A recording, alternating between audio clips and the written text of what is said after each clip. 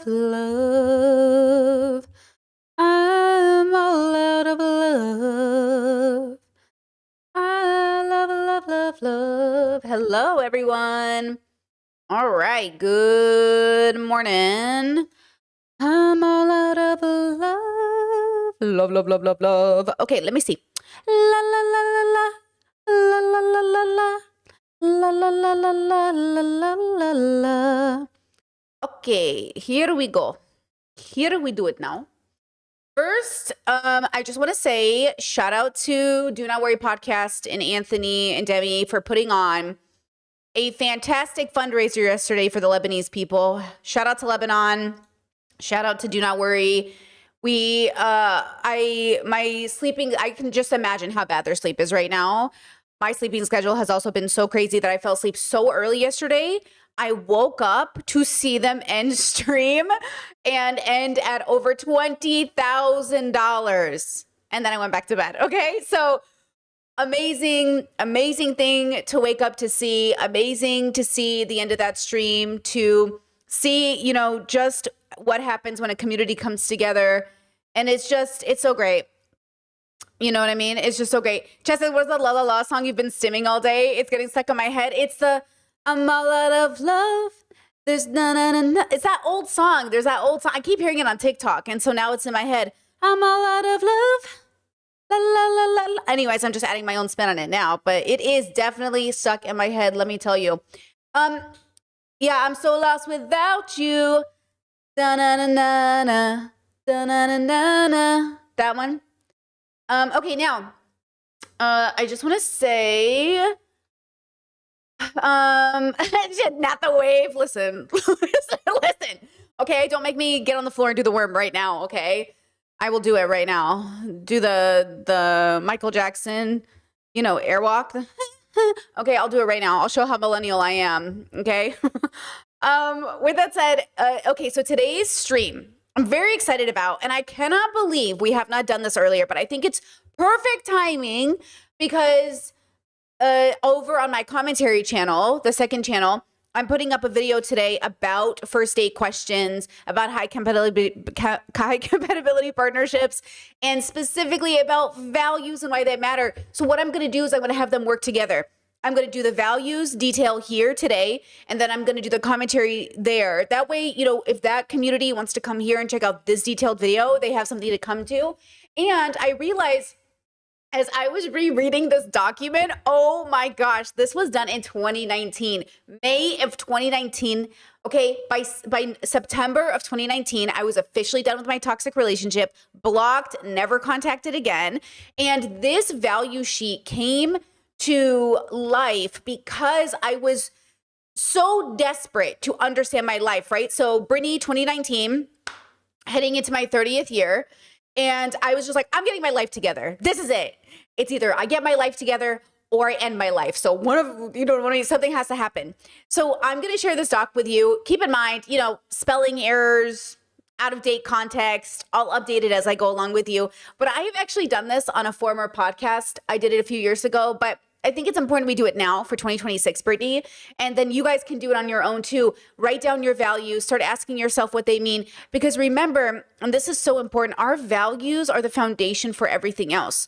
So we have our values, okay, give you a little visual, that sit on that's not how you spell morals, Brittany, good job. Okay, is the foundation for our morals. That's our individual right and wrongs. And then this helps us decide the ethics for all of society, okay? So you have your values, morals, and then ethics. Usually what people try to do is they try to build like ethics, morals down. They try to go down. I like to go up. I like to build a foundation.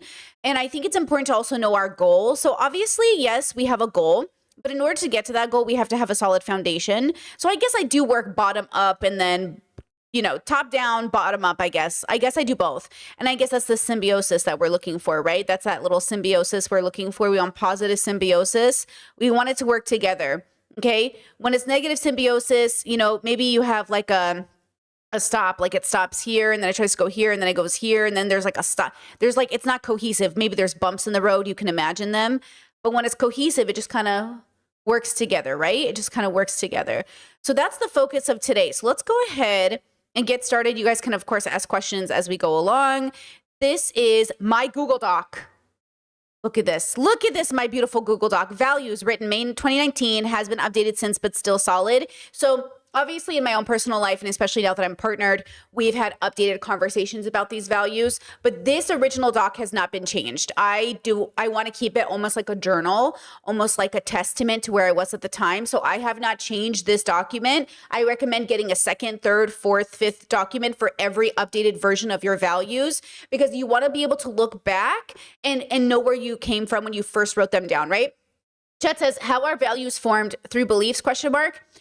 Yes, values are formed through a relationship with what you understand, you want your life to be, what you understand is right and wrong, and then you have to deconstruct them, right? You do want to deconstruct sort of why do I have these values, which we'll do with my document. So again, I like to share what I do in my life because it's real. This is real life. I am not making this up for stream. This is not something I did for stream. This is something I did in my real, actual fucking life, baby. And it worked. It absolutely transformed my life with therapy and philosophical work. So I really hope you know that I'm really showing you something that was real. Okay, it was real. Here we go. Okay, this is so cute already. These are for partners. Live in humans, and in general, my core beliefs. If humans in my life want a limited place in my life, inner circle, but we don't live together or build a life together, but we see each other on other occasions, I'm open to these values being different. It's me giving a caveat because I think a lot of this plays into our friendships, our work relationships, coworker relationships. So just, keep that in mind.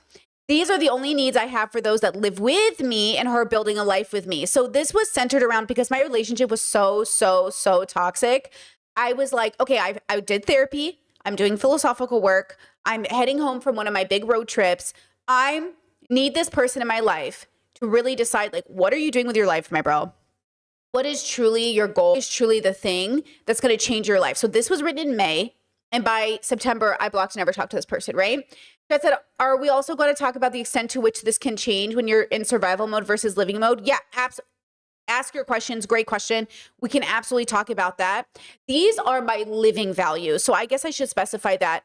These are not my survival values. These are my living values. Great question. So survival values, I think the only thing that really changes about survival values, in my opinion, is really when it's life or death. That's what survival really is. It's sort of like you feel like you really can't be your ideal self because you almost feel like that person doesn't get to exist in the world. So we can ask questions as we keep going through this, because you're right. Like, I can see that. Like, I used to, like, as an example of my survival values, like, because I was so bad with money, I would sort of like, take sample cups of food from the deli that I worked at. Or I would, maybe lie to my boss about why I was late to work because I wasn't about to be transparent. And I'm not saying you should, that survival, I'm not saying living Brittany needs to be very different, but like, I don't come to stream and lie to you about stream. Like, I don't come to stream and make up a story about why I'm late. I just tell you. Versus survival Brittany, maybe she'd feel like, oh, as a YouTuber or as a person at her job, maybe she would have to kind of fib a little bit because people shouldn't know. But versus this Brittany, she's just like, hey girls, I'm late. Fibro, what are you gonna do? Or like, hey, I'm late because like I gotta get people shuffled in. Or, the values are different because of those reasons. Now I'm not afraid because I'm not gonna lose everything I have by being transparent with you. Versus I think in the past I think I was right to think this in many ways, right? Like, I think the consequences of what I was afraid of could have come true, but I think a lot of that has just changed now. So good question. Discord said, has the wife seen these and do they have their own? They have, and they haven't written down their own, but we've discussed in length these things. And then we do updated ones for ourselves as a married couple. Like, we are very, I would say a weekly basis, probably sitting down and having pretty serious conversations, like our thinking caps are on, about like, how's the marriage? How's our life together? Are we happy? How do we feel about money? How do we feel about direction? How do you feel about your life goals? Like, we really check in very frequently. So it's mostly verbal right now. It's mostly an oral conversation than a written down one. Okay, let's go with the first one, honesty. I love how this is my first one because it's so important to me, especially as a survival girly that felt like she had to be dishonest in her past. Of course, not really like in a malicious way, but in a, like you said, survival way. I felt like, I was just talking to my siblings about this, especially the gay ones. Like, we have felt so desperate to have to lie to people because our environment was so unsafe for us that it just became clear that our parents did not want honest answers. And that really trains you to sort of lie and fib about your life because you're so used to telling stories. Like, I have siblings that, like, when mom and dad are like, hey, what'd you do this weekend? They don't know what to say because they know they're going to get judged if they tell the truth. You know, they're going to get the whole lecture and they're going to get the whole thing. So it's always like, they hate that question. A question that oh my God, this is so connected to being seen. We want our community to say, how was your weekend? What did you do? And we want to create a safe space to be like, oh my God, thank you for asking. I want to share so badly. And then now this isn't able to happen because if I share, I'm in trouble. So, you know, this is a big part of it. So honesty. Okay. I wrote in 2019, total honesty and truth, transparency from how our bodies are feeling to where our emotions are. I need humans around me to be ready to have hard conversations with total honesty. If they cannot at the time offer the truth, they must refrain from lying and state, quote, I cannot share that at this moment and will need time before I share, end quote. Honesty is so hard, but necessary for me to remain sane and happy. Right at the moment, I was dating like a chronic liar. I was dating somebody who would constantly lie to me. And it started to make me feel like so unstable and just like, or unstable and so just like insane that they would lie about the smallest, tiniest, silliest things where I'm like, why did you lie about that though? Like, I don't get it. Like, I don't know why you lied about that. And so this was really important for me at the time, right? And it still is, okay? Lying was a part of my 20s because of survival demanded it. Oh, look, I wrote this to myself. But I do not survive anymore, and therefore, lying has no place in my existence, with the rare exception of literally saving my life from a bad human. Oh, there you go. Look at 2019 Brittany. She pre-watched stream. Okay. She goes on to say, I need the humans around me and in my life to refrain from lying to me, period. If they are in survival mode and need to lie about their sexual orientation, religious status for work, or existing in the world, that's one thing. Those lies are never allowed to be used on me, period. No surprise birthday parties, nothing where the humans in my life will be forced to lie. A lie includes statements made in the heat of the moment. One must have control over their words, and if they do not have that skill, they can wait until they have it to interact with me. Meaning, sometimes when you're in a heated moment and you might have these moments with your most loved ones, they might say something like, I don't even want to go to school. I don't even want to do my education. And they're literally like on their last year of their master's. And they're like, I just don't want you to fucking want to be here. And I'm like, hey, is that you talking? Or is that the stress of the situation making you feel like you don't want to be here? Because you put all of this time and effort into being this person. And it really feels like maybe you're just stressed. And so do you need a moment before you really use your words? Because right now your words are maybe conveying an emotional state, but aren't honest. And that's okay, right? That's okay. And so that's why I always say, like, are these your feelings being transformed through words, or are these your thoughts being transformed through words? Because your feelings are really valid. I think that's really, really valid for you to feel like, I don't even want to do this anymore. Because stress really makes you feel like, I don't want to do this anymore, right? But is that what you really mean? Does that really coincide with your values? Or are you just so stressed? So if you're just so stressed, we can fix that. But if you're really coming to me and saying, hey, honestly, though, I really want to quit school the last year of my master's, like, I really want to quit school. Okay, let's talk about it. Let's make a decision. But I don't want you to make that decision because you're so stressed when we can just alleviate the stress, right? So, even like little, I'm using the word lie, which might feel pretty intense, but, fib, lie, miscommunicate, and what happens is what I used to do in the past is I would take people really literally. So I would hear somebody say that and be like, okay, that's it. That's who you are. Let's go. Let's quit school. Because I would just be like, you know what you want. And now I'm like, but is this true though? Are you sure about that? Are you positive? So for them, they're really experiencing something. And so that's really what I've learned now at this age. Okay. Let's see. Consistency. Oh, hold on. Wait, did I finish reading this? This is a skill I know I'm asking. Oh, this is a skill and I know what I'm asking is hard. I have to hold myself to a standard in order to function. Informed consent is everything to me. Okay, that was the end of the honesty. Okay, the next value is consistency. I value consistency in behavior and ideas. I don't want stagnation, but I do need the humans I'm around to know themselves well enough to at least offer consistency for a year as they grow. I don't know why I said for a year. And they need to inform me of that growth. Personal growth is one thing. Changing values every month is another. Oh, okay. I need humans around me who know their foundations well enough not to shake mine. Oh, that first of all, that was good, me. Well, that was really great. Okay. I know what I was thinking when I wrote this. What I came to realize is that people who are wishy-washy about their values and they create new ones every month, they don't know themselves. And I can't build a reality off somebody who's always changing. So imagine I'm with somebody who's like, oh, I'm pro gay marriage. I'm pro gay marriage. Hey, I don't know about the gay people. No, I'm pro gay marriage. I'm pro gay marriage. I don't know though. Gay people, should they adopt kids? I'd be like, hey, hello. Are you having like a true like transformational like values change, or you just like don't know your values? Because I need to kind of know gay marriage or no gay marriage. It's like, it felt like that, where the person I was dating at the time, especially, just like would change their values on a whim. Like if the wind would blow left, they were like, that's how I feel. If it would blow right, they're like, that's how I feel. And I'm like, which one? You know, so that's why I think I wrote that at the time, right? And then I said personal growth is one thing, but changing values every month is another. So do we see the difference? Like, you know, look, personally, like in my marriage, working out was not one a part of our values. I do not give a fuck if you work out. I don't give a fuck if you smoke, if you eat too much food. I don't really care if you have a healthy diet. If I'm going to be totally honest, I just don't care about those things. What I care about is that you're joyful.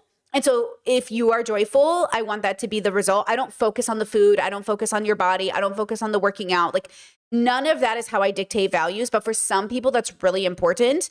So if I have somebody who's like, I'm going to work out this week, I'm going to work out this week, and they don't, I don't care, because it was never important to me. But if I had somebody who's like, I'm going to get our spending under control, I'm going to get my spending under control, but they never do, that's a value difference to me. Like, hey, you need to get your spending under control. This is serious. You know, this is our livelihood. This is our retirement. So I think in that okay, first of all, this bang is at the worst growth stage right now, and I'm so frustrated by it. We're growing out our hair. Okay. So, oh man. So does that make sense? There is a difference between personal growth and you having a difficulty with it because you don't know what direction you want to go in, and us having like big life consequences because you won't get your shit in order, which is really the difference between kind of like maybe addiction impacting the relationship, and maybe it not, or maybe like like I hear these infidelity conversations about money all the time. Actually, hold on. I saved some TikToks to show you in between these. Here's a good example. This is from Dave Ramsey's show. This call really just stunted me. So listen to this. Listen to this little TikTok. And I've been having this real issue lately. He believes that he can spend the money any way he wants because he earns it, because he works for it. And because I stay at home, I can't spend it because the luxuries of being at home with our son, like the power and the water, are my little luxuries that I get. How old is this little boy? He is 25. I have been told that I should just let him deal with the finances because he's the man of the house. Whoever told you that's as dysfunctional as he is? Who told you that? His mother? No, that was him. He said that. Oh, he told you that. Okay. I bet he did. I bet he did. Little twerp. You're dealing with a child. That's the problem. And I try to save money where I can. Honey, that's not the point. This is Dave's daughter. This is, you know, Dave has his flaws for sure, but I really appreciate their response to this call. Let me back up and tell you the way this should be. The way it should be is when you are married, regardless of where the income comes from, we have an income. We both have a vote on where every one of those dollars goes. My wife has not worked outside the home in about 40 years. She has an incredible income. Because we have an incredible income. Okay? And she gets to decide with me what we will do with our income. Are you hearing these words clearly? None of that's happening here.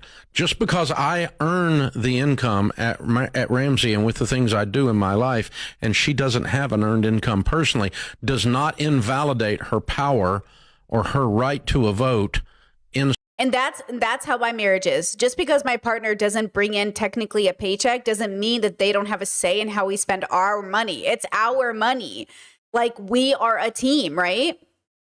Inside the household, she has the same exact rights as I do. Not only morally and spiritually, but legally she does. And if he thinks he's in control of his income, let me teach him what a divorce attorney will teach him. He's not in control of his income. They're going to take a big old chunk of it and give it to you and the kid to take care of the kid. So he really does not have as much power as he thinks he has in the law, much less morally, and he's relationally bankrupt. You treat your wife this way, you won't have a wife long. Because, honey, you may put up with this for a while, but you're going to wake up in a few years and go, I'm done with you. So my husband and I have been There having, you go. There you go. Okay.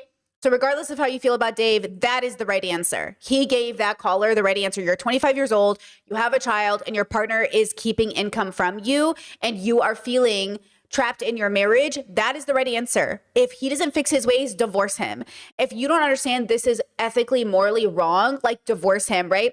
So regardless of how you feel about Dave, that is the right answer. And I'm glad some people who are conservative are hearing the right answers, because conservatives, really, women in conservative relationships need to hear that they have a say in how money is spent. That's how my parents did their conservative relationship. That's how we do our progressive relationship. We both have a say about how money is spent, and we come to that conclusion together as a team. No infidelity, none of that. Now, in my previous relationships, I was never married, never long-term partnered with anybody. We were partners. We used the word partner, but realistically, that was shorthand for boyfriend, girlfriend. And realistically, I never shared a bank account. I never shared money. I never talked about money with my partners. I paid bills, they paid bills, and we just kind of did our thing, right? I always paid the majority of bills. I always tended to pay more of my bills, but my partners, they paid maybe the phone bill or their internet bill or something, or their phone bill, right? Because their phone bill was not my responsibility. We're not married, right? So I never shared money with a partner. But what I learned was, for the people that I dated, regardless of how much older they were than me or how much they seemed to have, what I perceived at the time in order, their life in order, they didn't actually, and they weren't ever going to. And so when we talk about consistency, it's also the consistency of showing up to work and bringing in a paycheck and being emotionally there and all of the good things, because dealing with somebody who couldn't hold down a job, who constantly had fights and bickers with friendships, who couldn't stay in school no matter what, like dealing with somebody who no matter what position you put them in, they would just, that was really, really hard. Okay. So keep that in mind. Now this says, so I said, I need humans around me who know their foundations well enough not to shake mine, which is so important. Example, my partner is an atheist. Oops, hold on. Let me move the screen over. Okay. Example, my partner is an atheist when we get married, but 3 years later, they find a God and convert to Catholicism. I'm obviously formerly Catholic. That's why I use that example.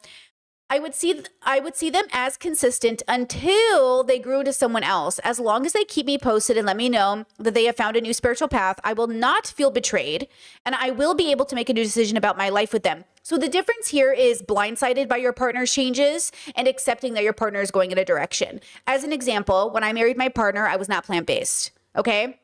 I was eating anything and everything. I just ate food, right?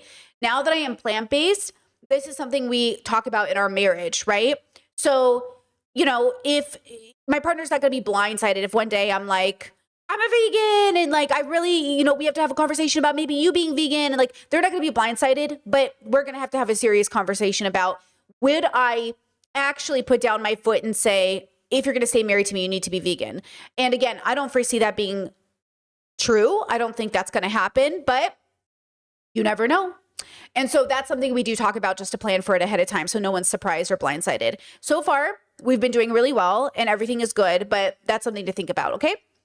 I said, because the existence of God this is still the example, because the existence of God is about reality differences, I cannot be with somebody who lives in a reality where God is real. It would be inconsistent with my reality. So that's the example. Like, I want you to be consistent with your beliefs, your values, how you go about making decisions, why you wake up every day. And if you start deciding, I'm going to convert to a religion, which is just against the initial values we decided on when we got married, that's okay. You're not a bad person for becoming religious. I cannot be with a person who's religious, because I guess I do think it's bigotry, mostly Abrahamic religion. So I'm not interested in marrying somebody who's morally bankrupt according to my values. So that's the point, is like, because sometimes two good people can be together and decide to get divorced, right? Now, of course, I do believe strongly that who my partner is and who I am, I think we know ourselves well enough to know we're probably not going to be less progressive. I really think this is the first person I have ever been with that I really do trust not to become stagnant. Everybody else I dated, they were already becoming stagnant within the time that I was with them. So I really think this is the person. Now, again, if they decide they've met a threshold, they've decided they don't want to grow anymore, that's their right. And I have the right to divorce. You know what I mean? And they have the right to divorce, and we have the right to still live happy. So again, it's not going to be the end of the world if we do divorce. I think it's really low, the probability. But again, we're grown-ups. We understand it could happen. I don't think it's going to happen, but okay, just keep that in mind. Chad said, being secure enough to in yourself to communicate when you are changing to allow your partner to process that info. Love that. Yes, like I think a lot of the times in my past relationships, there would be like, can we sit and talk? I have to talk to you about something. And they'd be like, and even if it was me, sometimes it was me, right? Sometimes I'd be like, I've been thinking about this 6 months and I didn't know how to tell you because we weren't committed. Again, we were living with each other. We were renting together. We were on a lease together, but like, we're still not doing life together. And I'm going to talk about this in my commentary video today. You can have a baby with someone. You can share a mortgage with somebody. Doesn't mean you're committed. Because again, those traditional concepts of these things belong to commitment is just not true. Commitment for me is more than even making a baby together, though you would hope it'd be reversed. You would hope you would be committed before making a baby, but that's not realistic sometimes for people. And so we have a lot of people who make children and are not committed, who start whole families, who have whole relationships, and they're not on the same page. They are hiding things from their partner. TikTok example, here we go. I found this one this morning, loved it. Really common, and it's really common of how many men hate their wife and kids. Like I worked with this one dude before, and he would get to work 2 and 3 hours early every single day. And mind you, we had to be at work at like 5:30, 6 in the morning. So he would be there at like 2:30, 3 in the morning. And I got curious one day and I asked him, I'm like, bro, why are you here so early? I'm like, why are you here hours early every single day? Then he went on and on about how he had a newborn and a set of twins and everything, and it was just so much going on in his household that he just needed a break. He needed time to get away from his family, clear his head. And it kind of hit me. I'm like, we all need a little break sometimes. So okay, I can understand that. But she may also need a break too. And then all the other men in there were agreeing with him like, oh yeah, any chance I get away from my wife and kids, I go. Whatever you do, son, don't get married, don't have kids. And they were saying like whenever they get off of work, they would be away from home for hours at a time and lie and tell their wife that they out shopping or something, like just to get time away from them. And this is not uncommon. I do think it's kind of maybe an older generation. I'm not sure if young people are doing this. You'll have to let me know.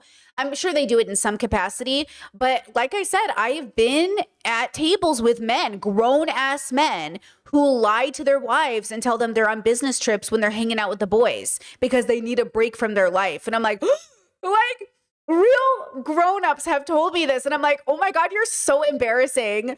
Like, that is so embarrassing to me. I'm dying from the cringe. Like, I think there's like something, like, talk about the ick. Like, so embarrassed for you. I can't believe you did that to you. I can't believe you. Like, there's something so funny about that. Chad said this is so many men my dad's age, Gen X. Yeah, I see a lot of Gen Xers do this. And so that's exactly who I'm thinking of, the Gen Xers, where I'm like, girl, that is so embarrassing to me. I can't, like, a part of me is like, I almost want to die from the embarrassment. You know what I mean? I just think that's crazy. So that's like a really good example of the sort of like, it's almost like a don't ask, don't tell relationship. You know what I mean? It's almost like yeah, but I see that as a lack of commitment. I do see that as like 1 foot out, 1 foot in. That is kind of what I see that as, right? Okay, reliability, which actually kind of plays into the last TikTok, honestly. Words matter to me as do actions. I wrote in 2019 to myself, I need words to follow actions. I value my word and would like to honor it by being reliable when I speak. I might become unreliable when I'm in an episode, but I hope to have tools like needing space and meditating when I'm unable to be mindful self or Brittany's sober mind. I understand sober mind meaning I'm not a drinker or anything, but sober meaning like to mimic sobriety, like, solid, foundational, grounded. I understand with mental illness, this isn't always smooth, but I can inform the humans around me within a day of my current state. I will also gain better tools as I continue forward, which I have done. Okay. Yeah. Like wise mind chat. Exactly. I want to rely on my partners, the humans in my life, to do what they say and not to overpromise. That includes, yes, honey, I'll take out the trash. Take it out. Don't forget. Don't get distracted. Just take it out. So in my current marriage, as an example, I don't take out the trash. my partner does. So what I do is I take it out of the bin and I put it by the door and I put the new bag in the trash can. It isn't my job. I just frequently do it. And my partner then takes it out. Like, I don't have to ask them. They know it needs to be taken out. It's by the door and they do it. That's it. The end. Like, I don't have to argue. We don't have to wrestle. We don't have to, it's not a debate. It's just like, you know, and maybe if it's, you know how there's sometimes something stinky in the trash, you can be like, oh, baby, can you take that out a little faster? Because like it stinks. And they're like, oh yeah, for sure. And they'll get up and just take it out. Right.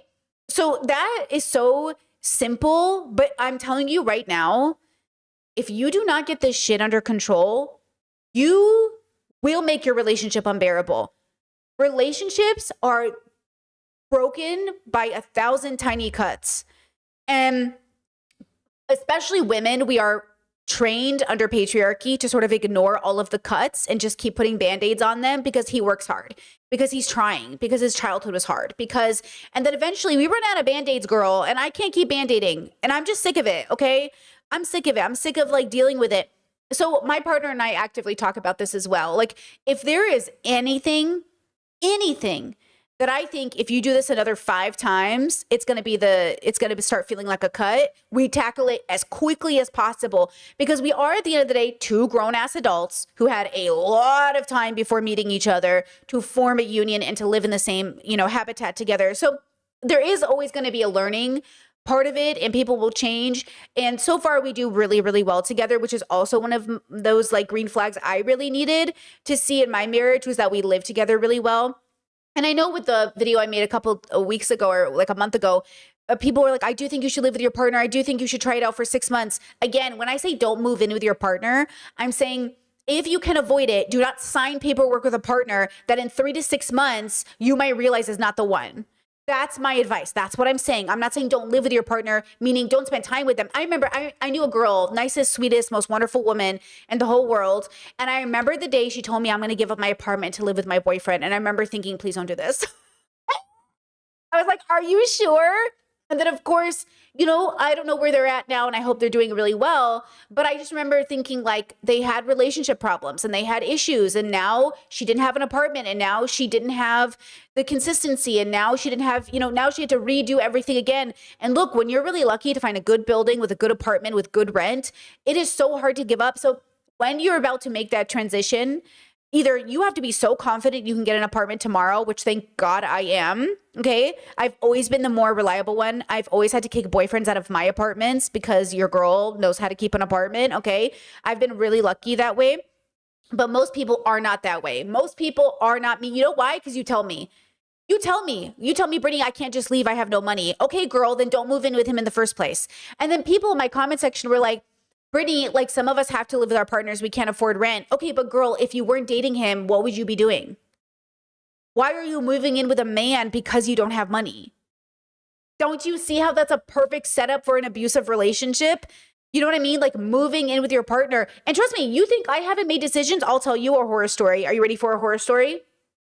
Sit down. I don't think I've ever told this story. One of my best friends,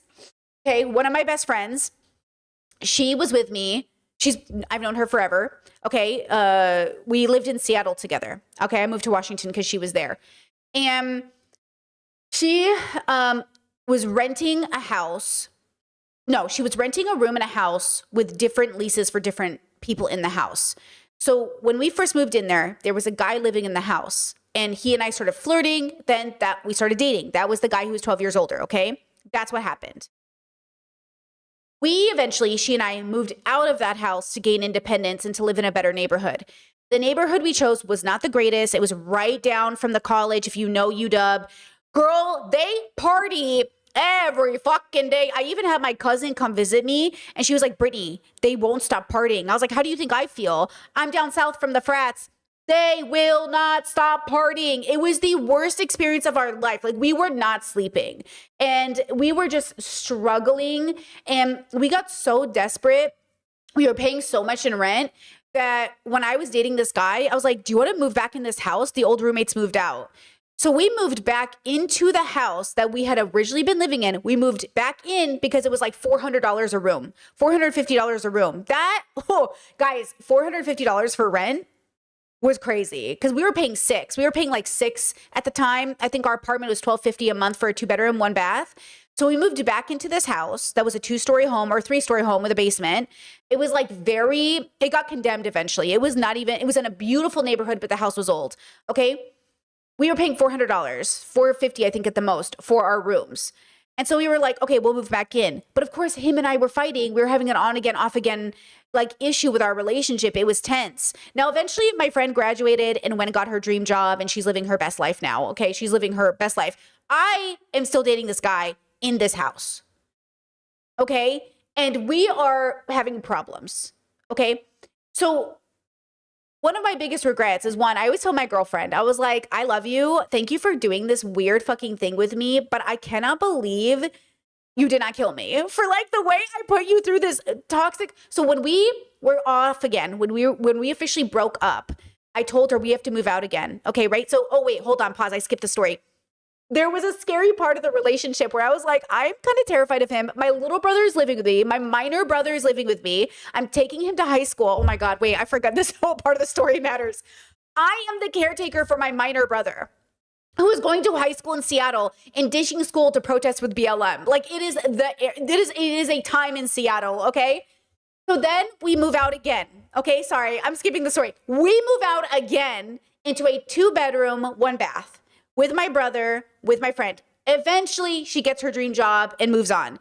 Okay? Now, while she was getting her dream job and moving on, mutual friends of hers introduced me to that ex of 5 years who's on again, off again. So there's overlap with the bubble.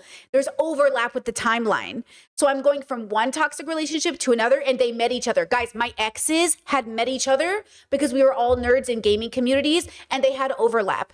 All these people knew each other. That's why I'm saying like all the friend groups, they're all dating and it's toxic. So eventually my friend leaves. My brother leaves and now it's just me trapped in a 2-bedroom apartment with that ex who eventually I go on again, off again with.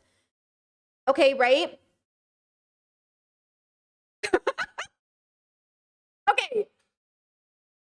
Why did my ex even move in with me in the first place? Not my 12-year older ex. That guy was done. We were done with him. Why did the ex, who was 3 years younger than me, move in with me? Because I was convinced his older girlfriend at the time, who was the doctor, who was also like 15 years older than him or 12 years older than him, I don't remember. I thought was being abusive and they had a falling out and broke up. So then where could he go? Because he didn't have a job and he didn't have any money and he didn't go to college because allegedly like she had tricked him out of it. So where did he move in? Who did he move in with? Me. He moved in with me. So my bestie left, my brother left, and then here, this guy moved in. Oh, actually, that's a lie. My brother was living with us for a part-time before he then moved out, which was also my biggest regret. My biggest regret was my brother moving out again. I should have kept him with me, but that ex at the time, he really got in my head about it. And then my brother felt so bad and it was a horrible situation. I should never have been in that position as a mother because I am a sister. But my biggest regret at the time was my little brother moving out again. He went and moved in with one of his friends' families. It was a mess. And then with my family, it was on again, off again. It was the most toxic time of my life. What was I doing in my mid-20s taking a high schooler to school? What was I doing in my mid-20s taking care of a 15, 16-year-old kid? What was even my life? Do you know what I'm saying? So you can imagine just like the compounding stress of my life, my poor brother, just the whole situation. If I could go back and do it 1,000 times, I would do it different. I would keep my brother. I wouldn't date. I would tell everyone to fuck off. I would focus on getting us like a house and being career focused. Like I would do things so differently now. Okay. But you can understand when you have that messy of a life and people are relying on you, how not only the stress gets to you, but now on top of that, you've got a grown-ass partner who's just unable to do anything, okay? And me thinking, well, their childhood was hard and I love their parents and I just wanted to work because I love this family. I want to marry into this family. Like, it was so chaotic, you know? Chad says, this is a CW channel TV show coded. There you go, girl. It is. Okay, so now we're heading towards the end of that relationship. We're almost done with it. I'm a few months away from completely ending that relationship in 2019. So I'm writing down my values, right? I'm sitting with myself and I'm saying, this can never happen to me again. I am never going to be in this situation again. I don't care what happens. I will kill myself before I am in this situation again. I was so frustrated. I was so, how did me, smart, beautiful Brittany, do this to herself? How did I get in this situation? Aren't I smarter than this? And I would hear it my whole life, Betsy, you're so much smarter than this. Betsy, you're so much smarter than this. I was like, I thought so too. But here I am, so stressed. I want to die, right? Thank you, chat says, can we just take a moment? You were so badass. Well, I appreciate that. Let me tell you, at the time, did not feel like that at all. Did not feel like that at all. So that was why this ends up getting written, because I was like, I need reliability. Words matter to me. You have to do actions. If you say you're going to go to work, go to work. If you say you're going to go to school, go to school. So here's my ex going, I'm going to go to school. Does school, can't do it. I was like, I'll get you a tutor. He's like, no, I don't need a tutor. I was like, but you can't finish school. You're struggling. He goes, it's the teacher. And I'm like, it's not the teacher. It's you. He goes, no, it's the teacher. He tries to get a job. He can't hold down a job. I'm like, why don't you, like, we need to get you into therapy. He's like, no, I'm going to do something else. What does he do after? He does, he goes, let's go to the military. I was like, the military? The military? And he was like, let's do the military. I was like, okay. So then I call up all my military brothers and I go, should I be a military wife? And then he was like, I'll do the military. I was like, but my brother said, like, look, we've met your boyfriend. Honestly, bro, he's going to get kicked out. He's not going to do it. You have to like follow the rules, and your boyfriend can't do that. And that's true. He couldn't, right? And so that wasn't going to happen. But we thought about it. It was like every desperate move he couldn't make. So what did he do eventually? Nothing. And then he got a job on again, off again. Then I kicked him out. Then we kept going for a little while. Then he cheated. Then I broke up with him and finished out my therapy and moved away. Then I came back to rescue him. Then a whole bunch of shit went down. Then I took him to his mom's house, and then I left him forever. Oh, man. Oh, man. Oh, please learn from my mistakes, girls. Please learn from my mistakes. You know? Hello? That says, oh, Betsy, I call my daughter Betsy too. Are you Assyrian? My parents call me Betsy. It means my daughter. Yes, he cheated. It was horrible. But to be fair, if you guys do not know this lore, I do not want to bring it up again because God forbid this person ever thinks I'm talking about them again. They cheated with a person who came into our life from the internet, who I ended up having to go to court with because they ended up being a stalker. It was a whole ordeal. It was the most traumatizing time of my life. If you were there, you remember, I basically left the internet. I was going to kill myself. It was the most stress I had ever been in my whole life. To be fair, he didn't know at the time. To be fair, I didn't know at the time. I didn't know at the time. I didn't know I was being stalked. I didn't know I was being targeted. I didn't know this. I just thought she was some girl from the scene. And I met her and I didn't like her. I was like, don't talk to this girl. She's unsafe. But he was like, I know better than you. All my friends were like, she can't be that bad. And the stupid men in the scene kept engaging with this woman, and she would accuse over 12 people of things, scam people out of their money, move into people's places and become a squatter and not leave again. Like, and then I knew, and then I doubted myself. So this is why I wrote down my values. I was sick of doubting myself because I was sick of people saying you're too judgmental. She's going through a hard time. You don't understand. And I was like, something is off with this person. Like, can you not see this? And then I was like, okay, I'm being a bitch. I'll be nice to her. I did. I was like, I'll be nice to her because I didn't know at the time what was happening. I didn't know, right? All these things came out afterwards. It was so stressful. And I'm just so glad it is so many years behind me. You know what I mean? It's so many years behind me now. And now as a YouTuber, that's why I'm very cautious with people I talk to on the internet, because with peace and love, not only do I have beef with YouTubers sometimes, but on occasion you will get a stalker, and it's really, really scary. And it's somebody from your audience who says they like you and you're great and they just want to talk to you and be a part of the community. And you're like, okay. And then all of a sudden, SpaghettiOs, you know? So don't let people doubt you, you know? Chad says, unfortunately, I unfortunately remember this, but you telling your stories through the years really helped me learn a lot. I'm glad. And now for the future, when I meet somebody, I'm like, no. And this is why I say, I'm sorry, even though I might not have the answer right now. I don't trust you, and I don't feel like I have to. I'm not obligated to trust you, and I don't want to engage with a stranger. Because again, I will know eventually what it is about this person I don't trust, but I'm never going to let somebody doubt me again when I know something in my autistic brain is looking at a pattern and seeing it, and I'm doing the due diligence to make sure it's not bias or prejudice, I'm not going to do it anymore. Because I really just doubted myself. I doubted myself right into the most chaotic period of life that I'd ever existed in, you know? Chad said, this whole saga felt so stressful just as a viewer of yours at the time. I can't imagine what you must have been going through. Thank you. Honestly, it was bad. It was just so bad, you know?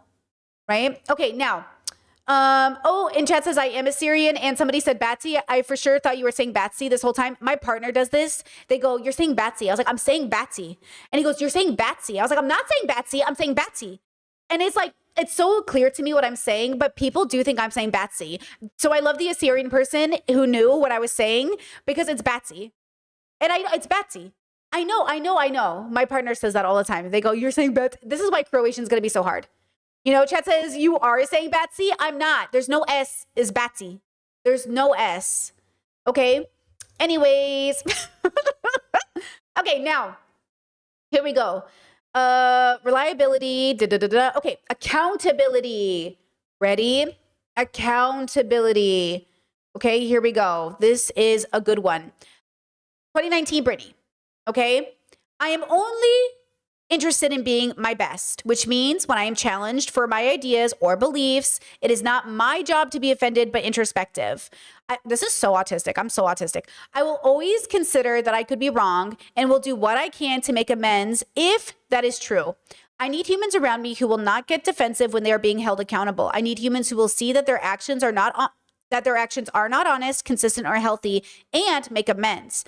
I need partners who understand that my life is public, and I need partners who will go on a journey with me of admitting their faults, owning up to them no matter who they are or where we are. I do not want to be haunted by my past, but own up to it. I haven't always been perfect, and I never want to forget the hurt that I've caused. I never want to cause it again. There are some subjects that I understand are off limits, and those can be discussed, but if the actions of my partners affect me or have made it so I've had to change my life because of it, I retain the right to talk about those subjects on video, in books, and on talk shows. Oh, I'll talk about this in a second. And so on. I know this is personal and hard for humans, but this is so autistic. I'm marinating worm food, and one day I'm going to die. I'm not interested in living a life where I pretend certain things have never happened. Okay. So what happened was my partner, okay, at the time, this is the difference. At the time, and this is what I tell women in my life, or even men, they, thems, if you're in an abusive relationship, you should talk to people about it. If you're in a toxic relationship, you need to tell people about it. And I was telling people about it because I was like, something is wrong here, right? Like, I'm not committed to this person. They want me to marry them, but I'm just not sure. And I needed to talk about it. Now, I continue to say, please note, if my partners do not want to be public figures themselves, they do not have to be, and they retain the right to privacy, which, my current partner has made. My married partner is private. I do not post them. I do not tell you their name. I do not tell you certain things about them. Though, of course, they did consent to me telling a lot of the stories that I do tell on the internet because I am talking about my life as an example, but there are limitations. So with my past relationship, the issue is that I was telling stories. You remember the Lindy video we just watched with Lindy West, and her partner would tell a story and make it sound better than it was. And then she'd be like, no, be honest, it was really hard. That was my former relationship, where when he told the story, it was like a good story, but I was like, that's not what happened. It was really sad and devastating, and I was really depressed, and I was self-harming. And I was like, our relationship's really hard. And my ex would be like, our relationship is so great. It's perfect. Everything is great. And I'd be like, hold up. Wait, hold on. You know what I mean? And this goes back to that infamous story that I told you where we were sitting with his parents, and they had to sit across from each other and hold hands, and they were like, Brittany, do you want X to change? And I said, they asked him first, do you want Brittany to change? And he said, no, I like her the way she is. And then this is towards the end of our relationship. And then they asked me, and I said, yes, I want him to change. And he goes, oh, then I want you to change. He like pulled his hands away from me and goes, then I want you to change. And I'm like, okay. So he couldn't even be honest. Like, he couldn't be honest in that moment because he just always had to tell the story perfect. It just was never allowed to be honest. Like, we're unhappy. He's like, we're not unhappy. It's just a rough patch. Like, I don't need you to change. You're perfect. Oh, but if I need you to change, all of a sudden you need me to change. So he would lie.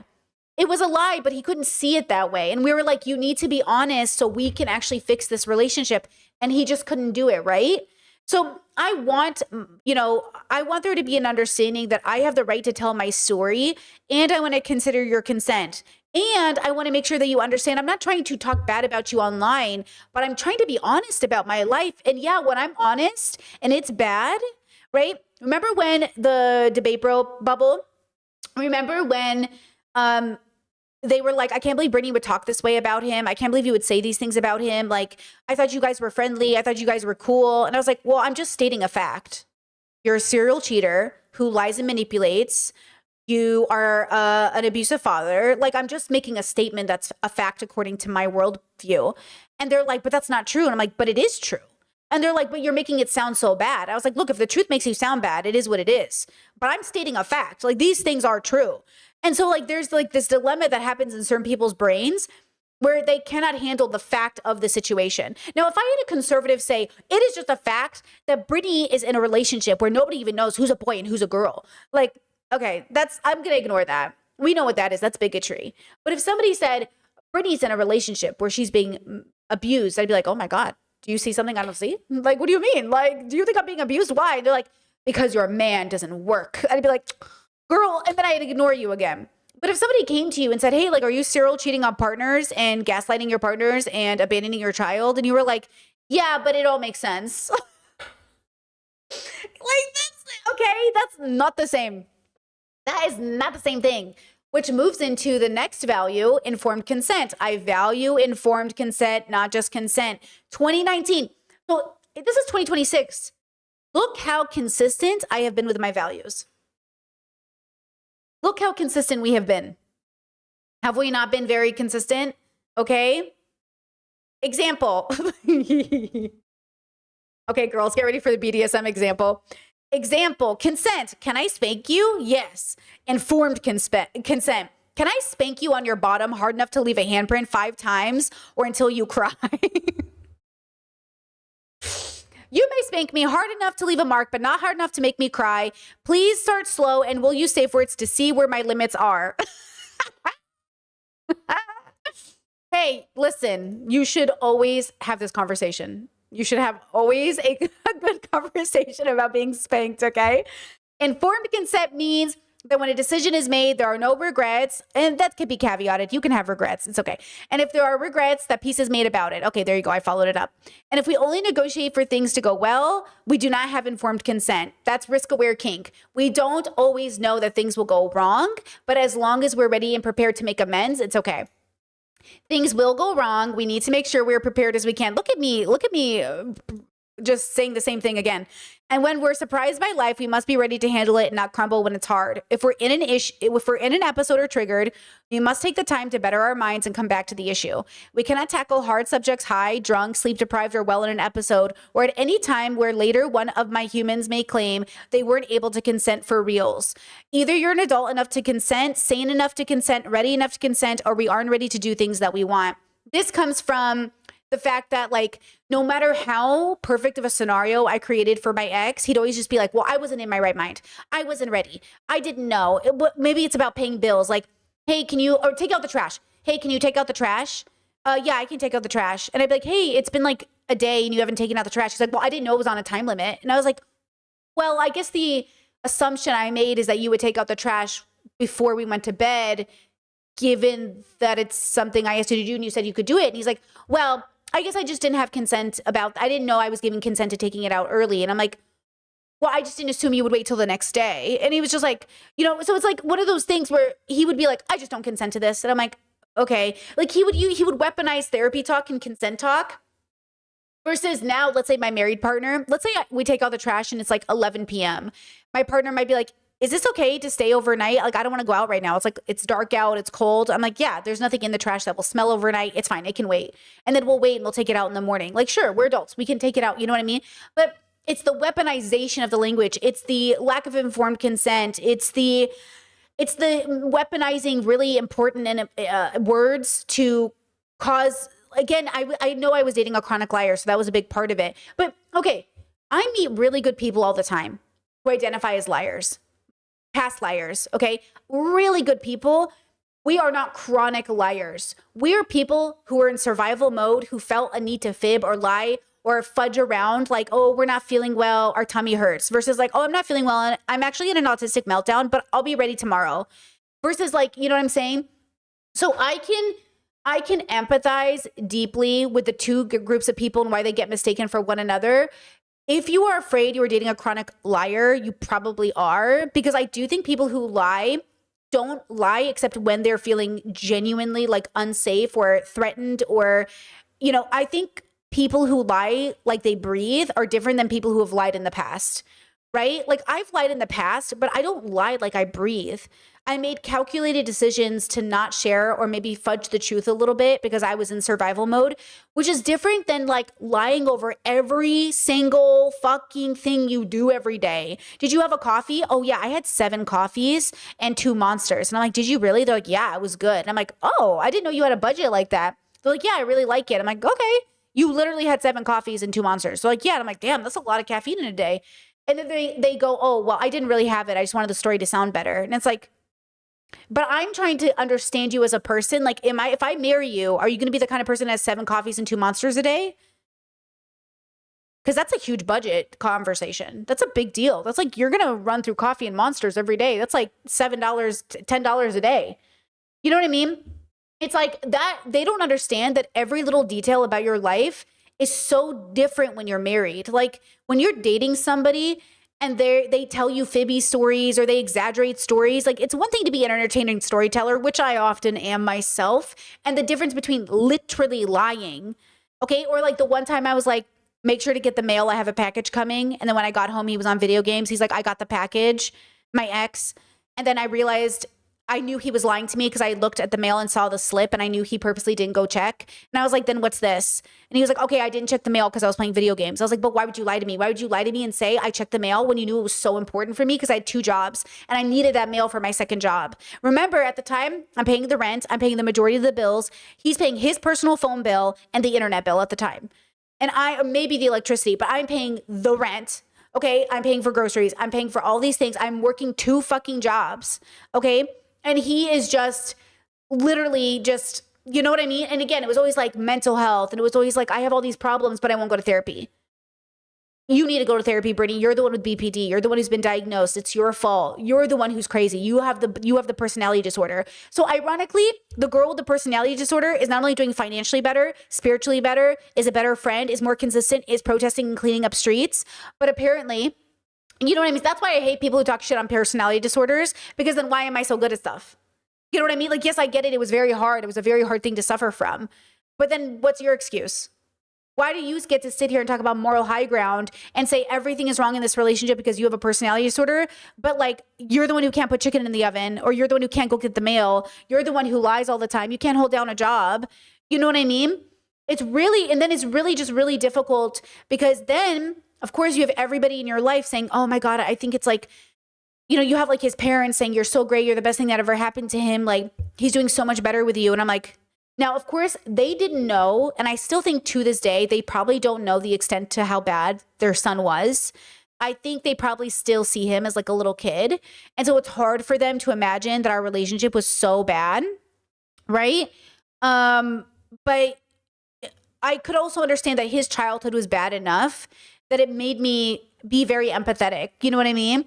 So that's the thing that I think is hard. I think his parents know he has problems. I think his parents knew that he had problems. I think they could see that. But I think sometimes, you know, we really, it's hard because, you know, when I have an older brother that I really struggle with. And sometimes when I try to hold him to account, you know, my mom will say, or somebody will say, don't you think you're like too passionate about this? Like, don't you think you're like kind of obsessed? And I was like, no one is holding him accountable in this family. So every time his name comes up, I go, he texted a minor. Oh, he had an affair with a minor. Oh, he tried to engage with a minor while he was married with kids. Oh, he purposely targeted this girl and seduced her. Oh, wait, why are we acting like this man isn't a pedophile? Hello? And then everyone goes, well, don't you think you're kind of like crazy about, like, don't you think you're like a little bit, nah. Don't you think you're being, and that's the thing. That's the problem. It's like when you grew up in an environment where like you can't even call out grown men who hit on minors. You know what I mean? And you're called obsessed, or like, don't you think you're being a little weird about this? It makes you doubt yourself. It makes you doubt yourself so severely that you start to think like, am I crazy? Like, am I a bad person? Like, and that's why I say open with boundaries. My parents might be Catholics and they might say they have values, but when it comes to protecting children in this family, all of a sudden they're blind.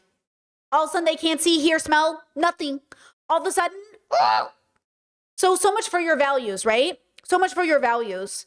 So this is why I say like values are so important to me, not just because of my ex, but also the family I come from who talks a really big game about strong values. But when shit hits the fan, nothing is done.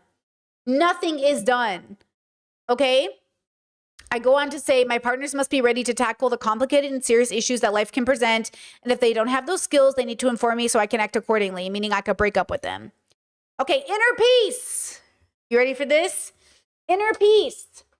The goal of existence must be to find peace. This is my journey into that process. Obviously, this is previously. I'm still on the journey myself at the time, 2019. I am not interested in living life as an angsty teen, and though I respect the journey we must all face, I am done with that stage of my life when I am in a mindful or sober headspace, sober meaning wise mind. I am not worried about my choices because I make them with inner peace. That was my goal, which we do now. So when I first moved to Croatia and we were getting engaged and married, or we were already engaged, but when we were getting married, we experienced like the most stress we could have experienced as a married couple, but it wasn't the relationship. It was outside of our marriage, paperwork, immigration. I mean, our families both came through so just significantly for us. Our moms were running around. Shout out to my mom. I know was running around, driving to LA, getting us paperwork. I thought I had all my paperwork with me. I missed one document. And I called my mom and I said, I'm so sorry. Can you please drive to LA? And I know that's so far from you. And can you please go early in the ass morning and get this paperwork and then FedEx it to me? Super rushed. Please. I'm so sorry. And my mom did it. She woke up with my sister. They went, they did their appointment.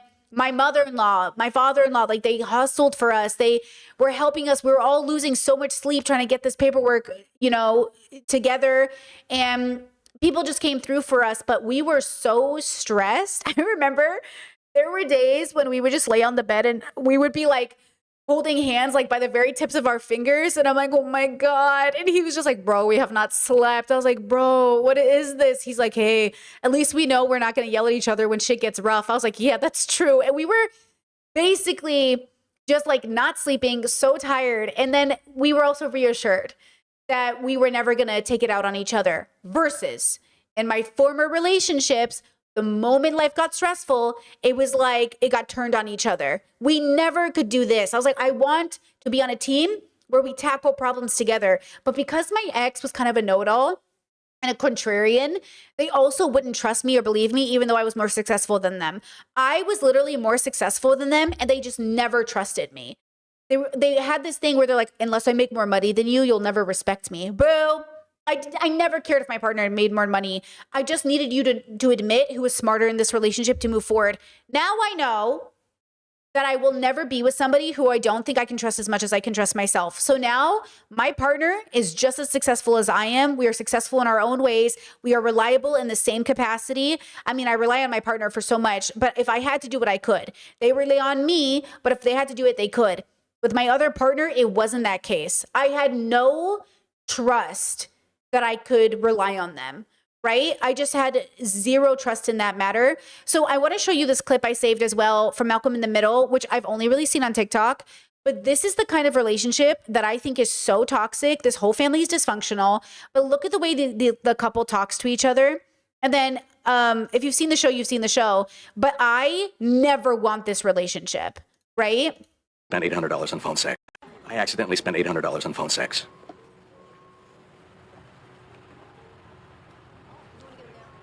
I was doing my makeup in the rearview mirror and I ran over your golf clubs.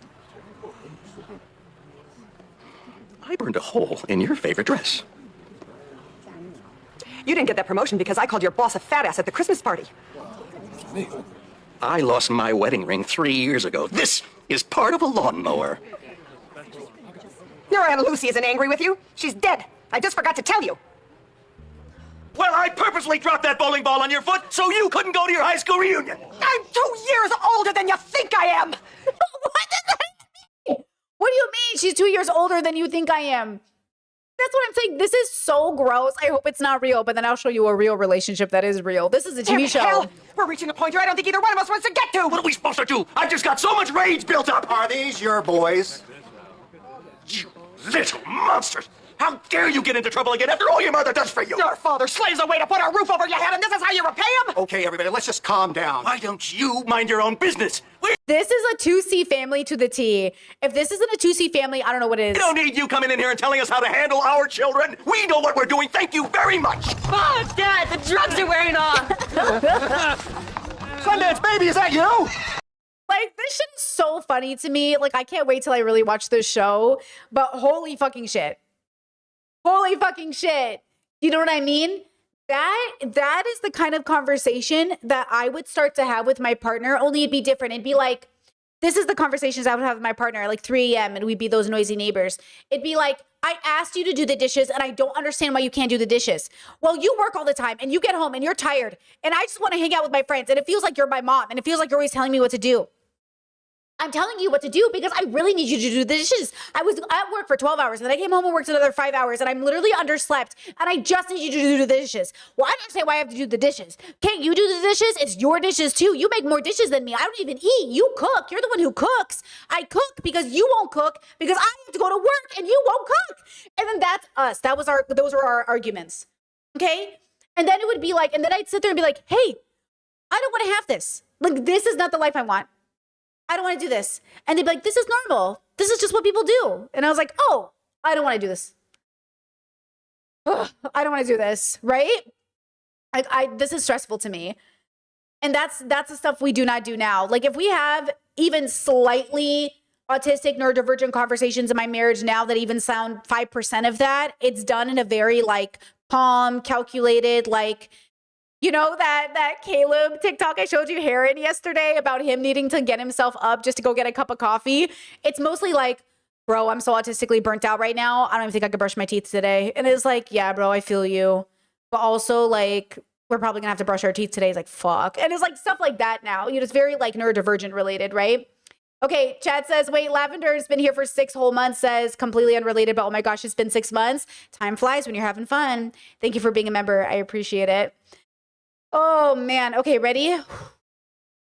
This is a real couple. This is a very toxic video. And it's honestly kind of scary, but it's not the husband fighting with the wife. It's the husband fighting with the neighbor while the kids are in the background. And it's like a road rage mixed in with a bunch of other things. This apparently is a cop that got fired. And you know what it means when a cop gets fired because you know they're abusive, okay? So it's a cop who gets fired. And the neighbors and stuff have been talking about this guy, regardless of the reasons.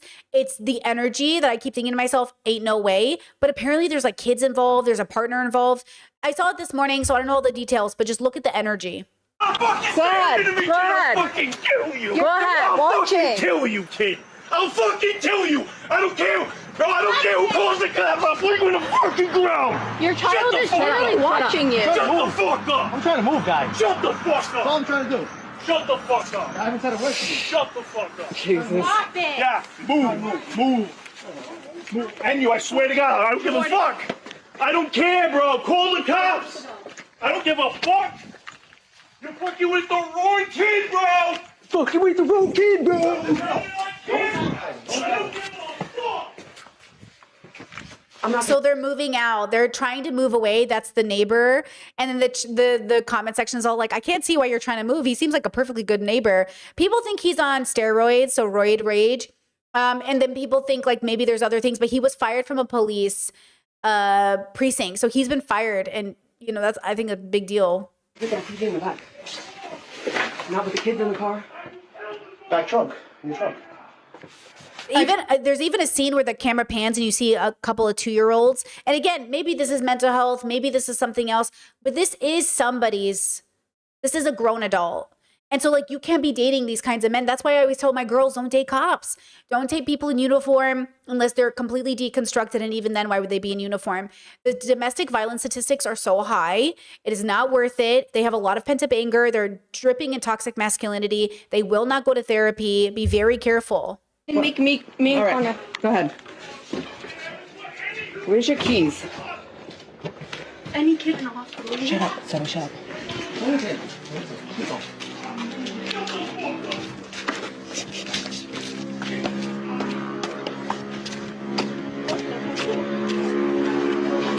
can still hear him over the sound. I got you. I got you.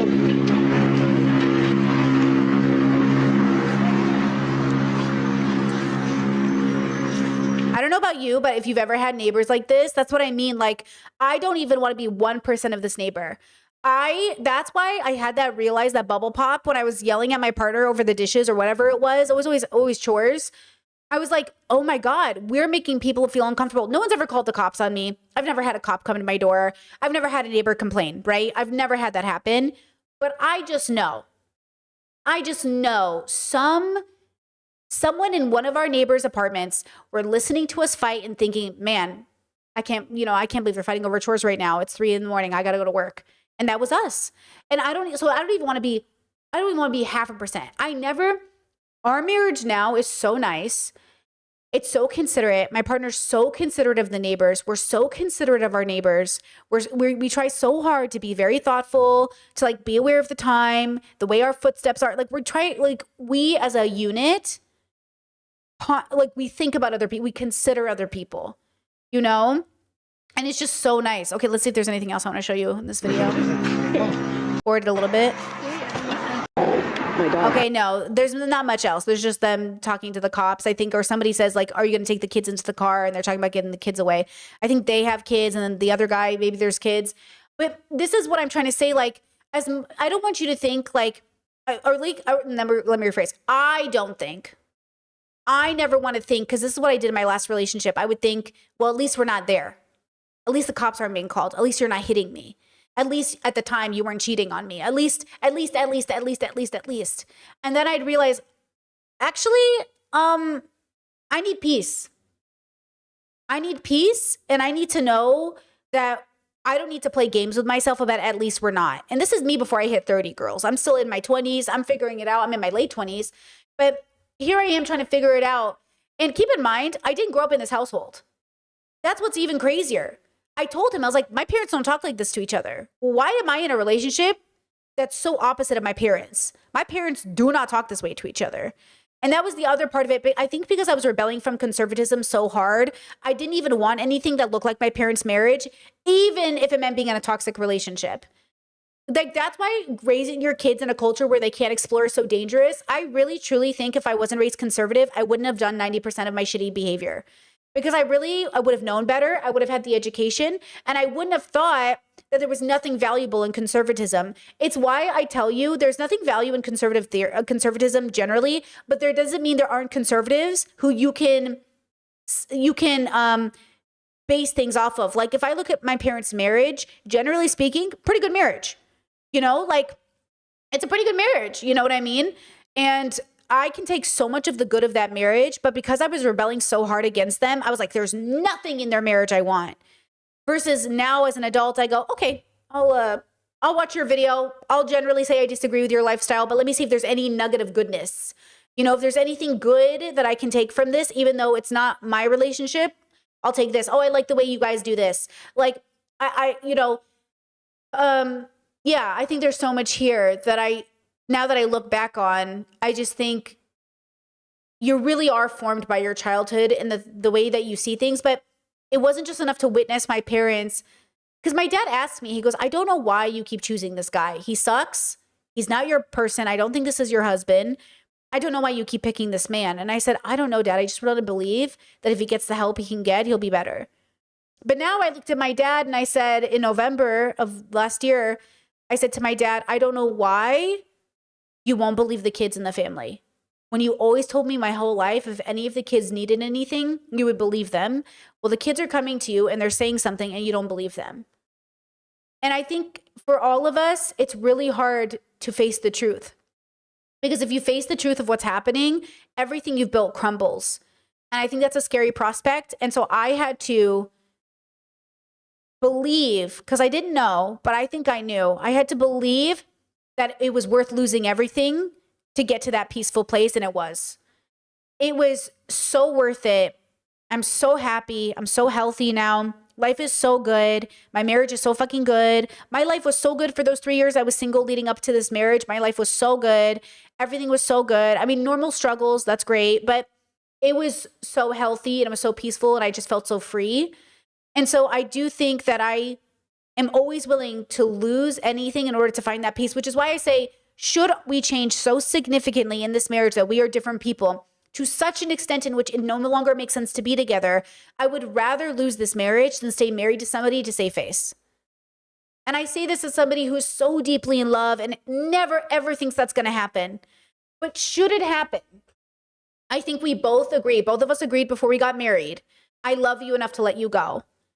And yet, I love you so much, I hope it never comes to that because we're so good together. I hope we never, ever, ever, ever get there, you know?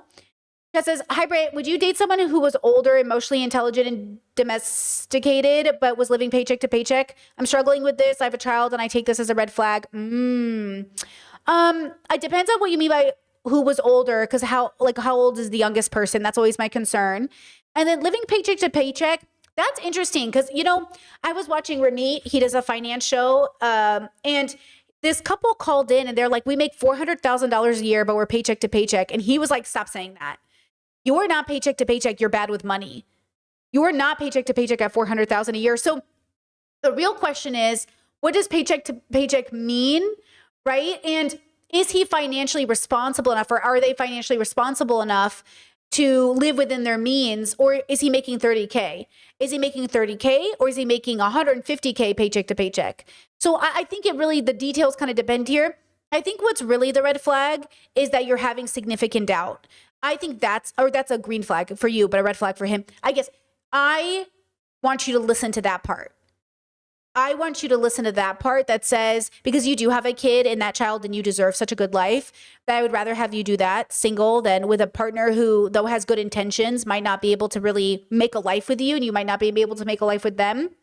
But I would see who they are and not live for their potential. That's what I did currently in my relationship. This is just what worked for me. As I told my partner, if you stayed this way forever, I would be happy as long as you philosophically grew.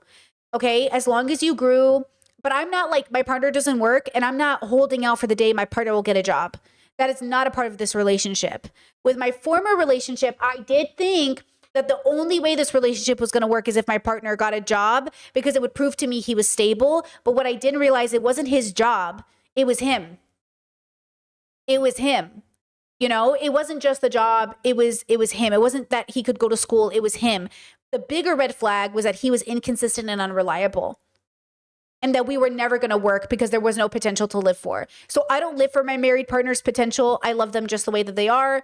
As long as they philosophically grow, as long as they become a better person as we get older, as long as we do less bad as we get older, I'm good with them never working. I'm good with them staying in whatever shape they're in or whatever they want to do. I'm good with them living their life and playing video games or doing their hobbies or whatever their thing is. I don't care. I'm not waiting for the day that will change. So I think if there's something about the person you're dating, no matter who you are, and you're kind of hoping this thing will change first, that's probably not your person. And that's what we mean by high compatibility, right? We like that person, we're attracted to them, we vibe with them, and we're on the same page in terms of values, the resume. We're on the same page in terms of how we want to do life. We see life very similar, right? Those two things have to be together at the same time. Otherwise, when you have one or the other, I think those relationships tend to be less compatible. So they tend to be more settling, and then they tend to lead to divorce, which there's nothing immoral about divorce. It's just a headache to do paperwork, you know? It's like, you know? So it's up to you. You really know what's going on here. But I think it could definitely be a red flag just based off of your own values, right? I mean, you're seeing one a bit. I will say, when you start living within your means, when you start living within your income, as I do now with my partner, it's a challenge. And I think a lot of people struggle to do it because I do think America tricks us in a way to think that we should have things at 25, at 30, that realistically we weren't going to have until we were 40 in some ways. I do think it depends on your bubble, though, and where you come from. So it just really depends. I will just tell you, our financial goals, living with an income, it's going to take like 9 or 10 years to reach our big financial goal. And we're okay with that. And had we started in our early 20s, we would have already have been there, but we didn't. We started later in life. So it's very serious finances. Like it is super serious. It's a big values difference. So just really be honest with like, are we on the same page, or do I keep hoping that they'll get there, right? Okay, let's see. Jess says, how did you court your partner to understand their values? So for my partner in our journey, first of all, we're talkers. Okay, we talked a lot. We talked for about 2 weeks before we had our first date, if you don't know the story. And we talked on DMs, and we just, I mean, I think when we last counted, it was like 30,000 messages were exchanged within 2 days. And I was working full time. They were working full time. And we deeply respected each other for those 2 weeks about sleeping and all those other things. The reason it took us 2 weeks to have a first date is when they were in Europe, I was in America, and we needed to get on a Zoom call together. And we just didn't have the time because we needed like a whole day to basically have this date. So I was like, well, I'm not free till like 2 weeks from now. They're like, hey, that works for me. Let's talk until then. So we went through a lot of basic conversation by then, you know, hobbies and life and small talk. And we very quickly knew that we liked each other a lot. We very quickly knew, heck, we even loved each other in a very specific consciousness way. And then when we had our first date, what we were really doing was solidifying, and I talk about this in today's commentary video, basically, okay, for real, what are you looking for? Do you think I might be your person? Would you like to pursue seeing if it is true? 6 months of courting went by before we got engaged. And that was because my requirement for that engagement was that he needed to meet my family, or lead part of my family, and I needed to meet his. So I didn't get a chance to meet his parents until 6 months in. That 6-month mark was basically spent in Croatia meeting his parents. And then we sat down. It was a week-long vacation in Croatia. We had the most serious conversation. And it wasn't, you know, it took us like a lot of conversing and seriousness to be like, do we understand what we're about to sign up for? Because neither of us had been married. This was a very big deal. And I said, like, I don't want to get divorced. And I want to make sure that the person I marry is truly like that person. And he was sure. He was like, look, I'm sure you're my person. I have no doubts. I feel like he says he knew like 3 months in, girl. Maybe he would even say earlier than that. He was like, I knew, I'm ready. And I was like, okay, I am sure. And I want us to make sure we do all the adulting first, though. Let's go over all of the red flags. Let's go over anything we're scared of, anything we're worried about, and then we'll do it. And then we did it. And it really was lucky, I think, because within those 6 months, we had 3 big problems in our life that we were able to tackle together. We had sickness, a death in the family, and then we had a big values conversation about seeing one another. And all those 3 big of moments happened. And so it really allowed us to, I'm going to say test the relationship, but I hate that word. It allowed us to see what we would do under pressure. It allowed me to know he was reliable and I was reliable. And that really helps confirm my belief that he was my person, you know, and that I could do this relationship and that we would be happy together. So that's really how it happened. But we talked a lot. We negotiated a lot. We were very transparent. I mean, we talked about red flags on day one, medical history, financial positioning. What do you have in your account? What do I have in my account? All of those scary red flags people talk about in dating, like, oh, she wants to know how much I make. Look, she's either a gold digger or she's not, but you still have to tell the person you're going to marry how much money you have. I just watched another Remy video this morning, and this woman, oh my God, wait, can I find it really fast for you guys? This woman is dating this man. She's 35 and he's 28, which automatically made me very suspicious of their age gap dynamic. And Remy points out that they have a power dynamic in their relationship. And I was like, I think so too. And then on top of this, her family is very wealthy. And though he's an accountant, he didn't really know. He didn't really know that she was making as much money as well she was, or that her family had. So let me show you this video. This is Remy, and this is the couple. Okay, this is around the proper time mark. Here we go. Yeah. What do they say? Money. Thank ZocDoc. Okay. Yeah. Me and my parents have a Very, very open, candid conversation. They're amazing. Do they know that you are losing money every month? Yeah. You tell They make like $200,000 a year, if I remember correctly, and they're like $100,000 in debt or something. But she comes from a wealthy background. them. Yeah. What do they say? My mom advises me as best she can, and my dad encourages me. Like I said, I got my license very recently, so they share my optimism and my growth plan for the future. Do they offer to write you a check? If I needed it, How would that come up? I just let them know, Mommy, Papi, I'm stuck this month. I need this much. Oh, okay. And that's interesting. I just want to say something. Hold on. Chet says, thanks for the advice. He's 55 and I'm 44K, but in England, that's not bad. And I'm 35, single mom with way more savings. I don't want to struggle anymore than I have to. I guess having my doubts is my answer. I would say your doubts are more your answer than his income or his age. I would also say that's a pretty significant age gap. And in just my opinion, probably not your person. Again, I don't know you. I don't know who you are, but 35 and 55 and you're a single mom, you know what I mean, girl? Like, I just feel like, look, I'm not your mother. You can't, but I feel like your life's going to be so good. You and your baby. Like, I don't know. A 55-year-old man talking to a 35-year-old, like, what are you talking to her for? You know what I mean? I don't know. But you're an adult and you should trust yourself. Interesting. I'm stuck this month. When was the last time you've had this conversation? I haven't really asked for money like that, but I can. You can. And what would they say? How much? Here you go. Okay. They're adults with one kid who's not planned, by the way. You got it.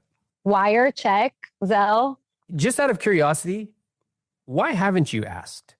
Like I said, the visual of the numbers don't represent how I felt month to month, because we haven't been in the negative.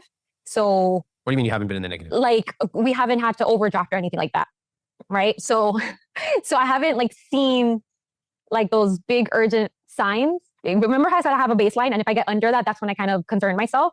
So that's when I would probably reach out and ask for help. Baseline. Okay, so the conversation is coming into this moment. They go to Ramit for help. They're 100,000 plus in debt. She feels like they're doing fine. He's a little insecure about it. She's mostly in charge of things. They're not communicating. Her siblings and her will inherit $10 million. That's how rich her family is. They're going to get $10 million in inheritance. And Ramit's like, this is playing a role in how you think. And then her husband is an immigrant, and he came from a single mother household, and it was more of a struggle life. Now, this is important, but I want you to listen to the communication style, the thing that's about to be said in just the next 2 minutes, and how you can be married and not on the same page. And then I finished this episode this morning, so I'll tell you the ending. Line is what? How much you have in your checking account? Mhm. Hold on. I need to. Okay, let me do this. I didn't want to do this, but I'm going to do this.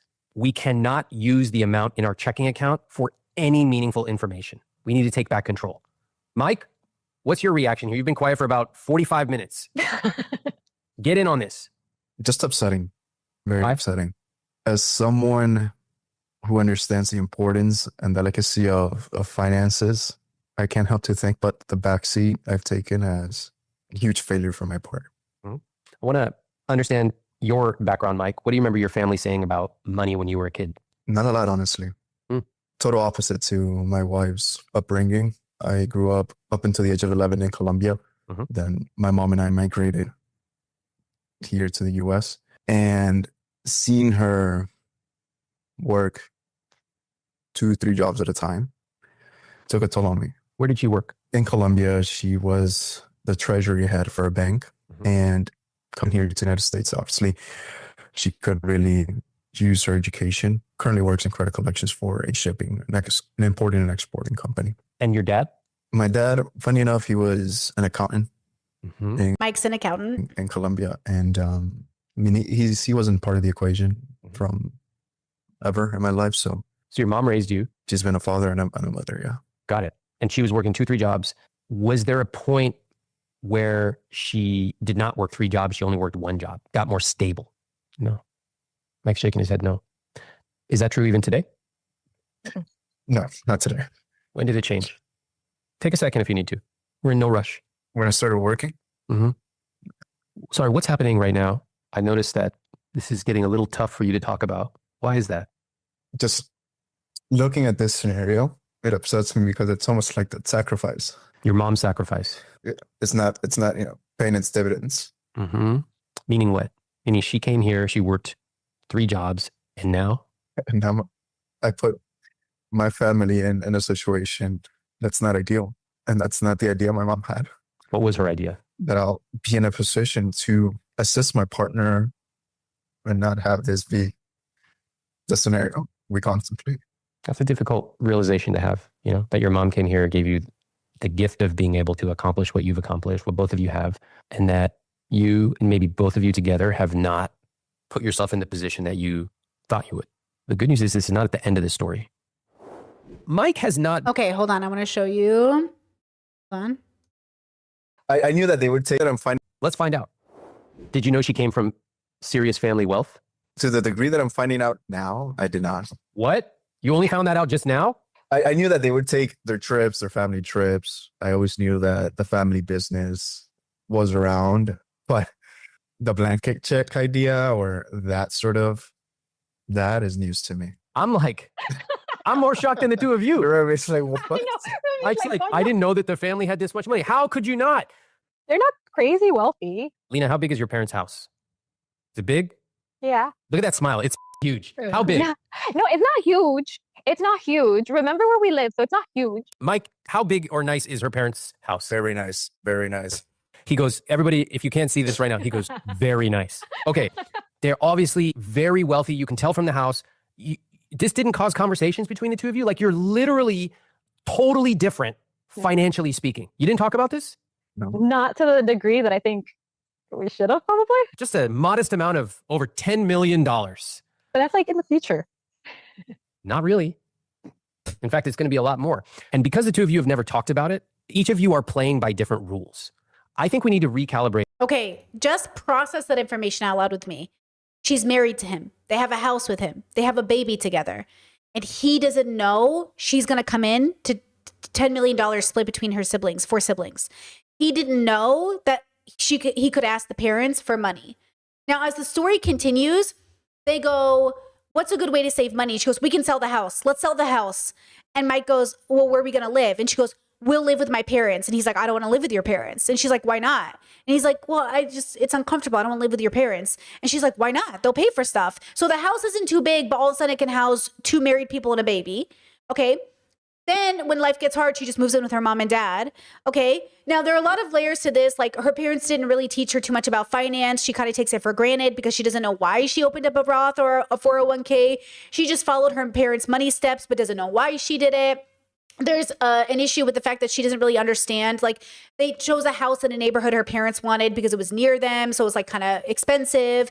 And all of this means that here's this guy working as an accountant, stressed out all day. He gets home. He's not really he doesn't want to talk about numbers. He's exhausted. And she goes, I've got it. But she doesn't have it. So it's a miscommunication. I don't think either of these people are evil. I think what they are, they're in a marriage where they don't talk. There's no communication. They're not on the same page. They've been married. So, okay, this is my partner and I talk about this all the time. This is a good example when we talk about values. I say to my partner, let's say secretly I have $5 million in the bank. And I didn't tell you because I wanted to be married to you for 5 years before I knew I could trust you to tell you. What would you do? And he's like, divorce you.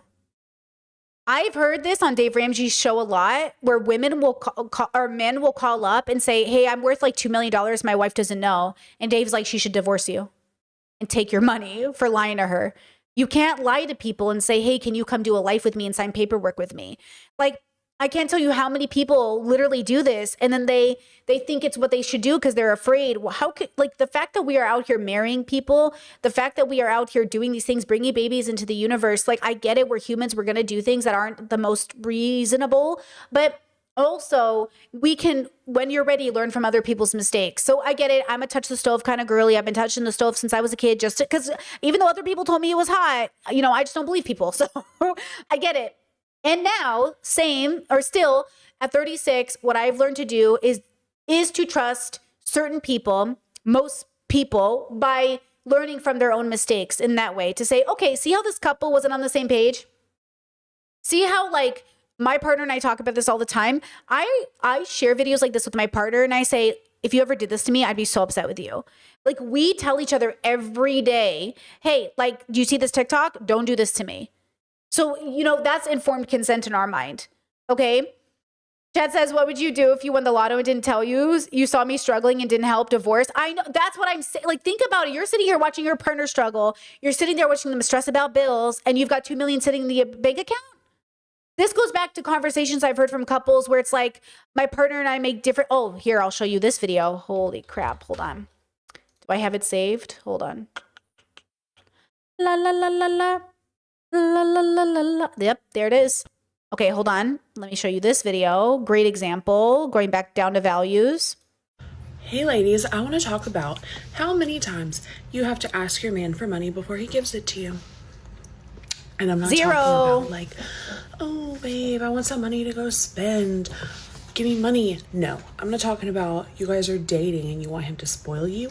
No, I'm talking about y'all run a motherfucking household together with kids and he makes almost twice as much what you make because you are a working, contributing individual that pays all the utilities of the house, okay? All the expenses to live. And you ask him for some money. Okay, he pays the mortgage. He pays the biggest bill. Okay. But he makes twice as much as you. So he should be contributing with the other stuff, right? Right? Why? How many times do you have to ask him for money? Even after you've told him that you're a strong, proud woman and that you've always worked and that you don't want to have to ask him for money and that it kills you inside to have to do it. But shit's got to get paid, okay? Not just, I don't buy things for myself. I don't go shopping. I don't do any of that. I just want to get the fucking bills paid. And then maybe buy some groceries to feed us and our kid, you know, and our animals. How many times do you have to ask him before he does it? If the answer is anything but once, you're in the same boat as me. How does it make you feel? Does it make you feel like garbage? Does it make you feel lower than dirt? To have to continually ask? Because, yeah, feel you. So, obviously, and again, this is why I showed even the Dave Ramsey clip to show you just context. Even conservatives are like, this is bullshit. Like, a healthy relationship is our money. Okay. Again, you can do what you're going to do. You can decide what relationship works for you. In my marriage, it's our money. I literally have a Croatian bank card from my partner's bank account.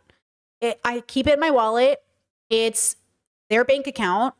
It's in my wallet because they're in charge of all the food budgeting, all the food spending. So if I go out to the grocery store without them, I use that card. So it comes out of that bank account because that's our pay the bills account. And so it would be ridiculous of me not to have access, right?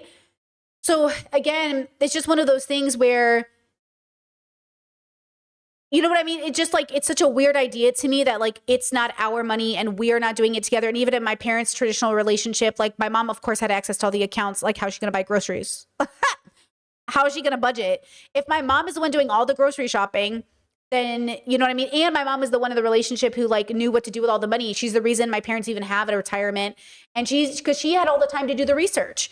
My dad was busy working. So my mom did all of the research, put together all of the retirement accounts. They obviously sat down together and discussed it, but my mom was in charge of it. My partner keeps track of all of our expenses. They have a notebook system. They write down everything we spend. We save our receipts week to week. We go over it together almost every day. We talk about finances like in a more structured way, at least once a week or once a month. We sit down and have like a reset conversation to make sure we're still on the same page. We know what's going on. We also don't spend things without telling each other over a certain amount. Like yesterday, I decided to go to the store and my local store brought in Beyond Meat burgers, and it's really rare because we live in walking distance of a neighborhood that we go shopping in, and we could take the bus to a further store and have more access to things, but I would rather just walk because like, why take a bus? So the walking store near us rarely brings in Beyond Burger, but when they do, I like buy it up. So I overspent my budget this week so it could go into next week to pile on and put in the freezer all these Beyond Burgers. And I got really excited. So I came home from the store and I was like, I absolutely blew my budget, but it was for a good cause. And they were like, oh yeah, that makes sense. And like that kind of stuff we can do. It's not like we have enough leeway to say like, okay, we're overspending this week to move it into next week because this food will be eaten next week. Like, but I was so excited. You know, you guys should have seen me in the store. I almost screamed. I was so happy. I was like, oh yeah, Beyond Burgers are so good, especially since, you know, oh my gosh. Yeah, Chad said that's why you were so enthusiastic. I was so happy. So, it's that kind of stuff that lets us feel safe in the relationship too. Imagine if I came home and they're like, how dare you? I can't believe you did that. After everything we're sacrificing for, you bought Beyond Burgers? You can't do that. How could you do, you know what I mean? Like, I'm not going to act that way. My partner comes home and goes, oh, hey, like there was a sale. So I pre-bought stuff for next week. And I'm like, cool. Like, you know what I mean? I trust them. They trust me. We make good decisions together. And that's it. Period. The end. You know what I mean? Like, period. The end. So again, when I watch TikToks like this, it does make me so sad. You know, when I watch TikToks like this, it makes me feel so devastated for the people in those relationships because, oh my gosh. Hello? Okay, hold on. I just want to, Discord, I see you. And I absolutely think an age gap of 22 and 35 is a red flag. And I do think that that person was questionable. And unless they are absolutely the exception, it was probably definitely an inappropriate age gap relationship. And I would be concerned for you if you were 22 and 35. That is a concerning age gap. I agree in Discord. Okay, let's go into this value sheet. Once again, I wrote this in 2019 if you're just coming into stream, and we're just revisiting it because I want you to sit down and write your values out, which is the basis and foundation for your morals and your ethics, right? Okay, sacrifice. Nothing in my life is a sacrifice anymore. I still hold true to this belief.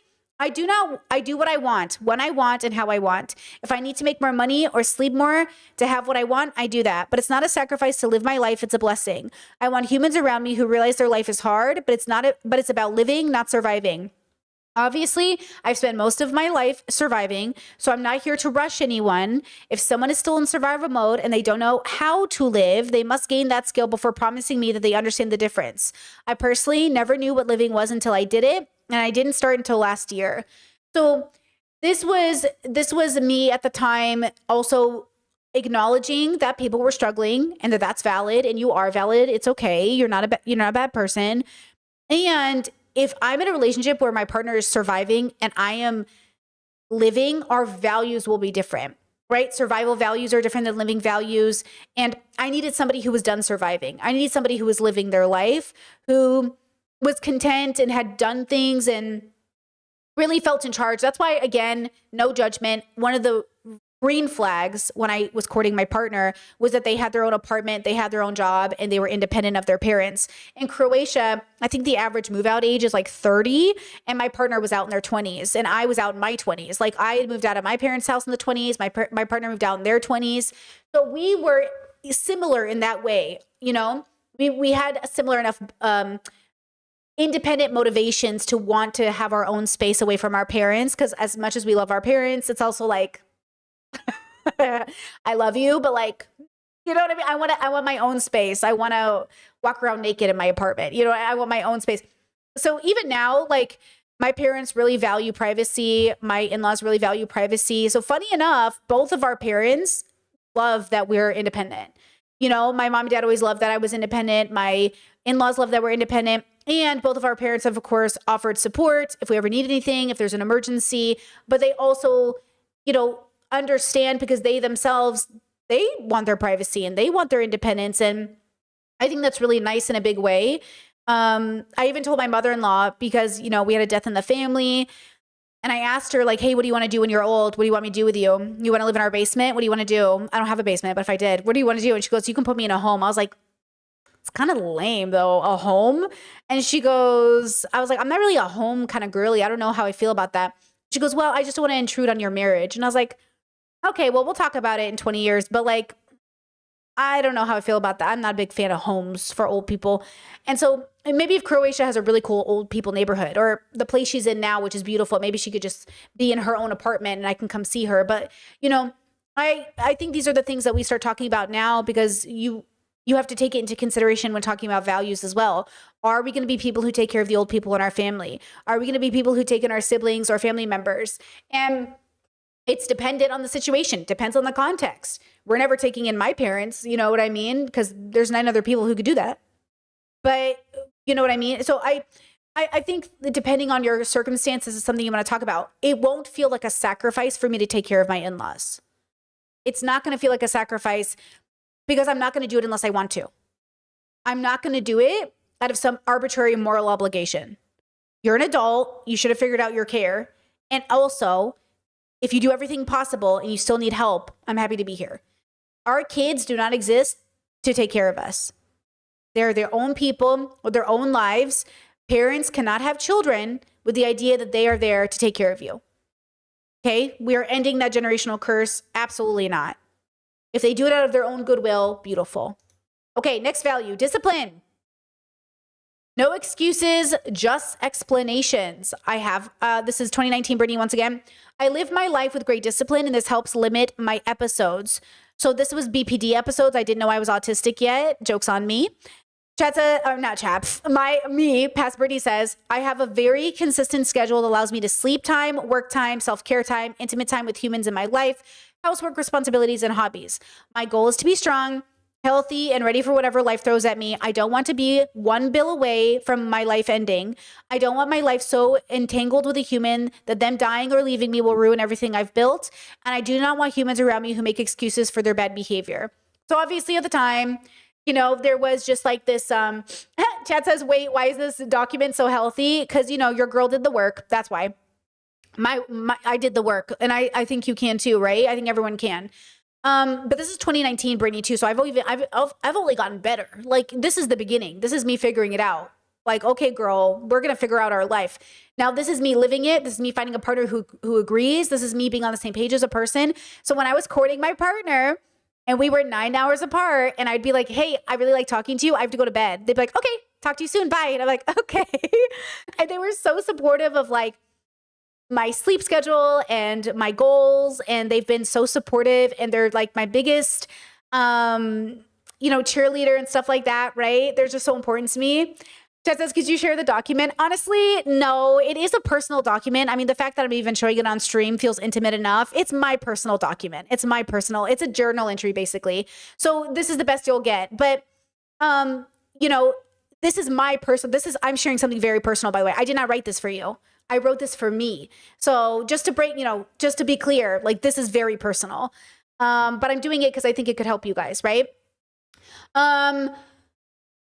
When I showed this to my partner as an example, it was really fun to go through, right, with them and to talk to them and be like, where are you with your life? What do you think your future looks like?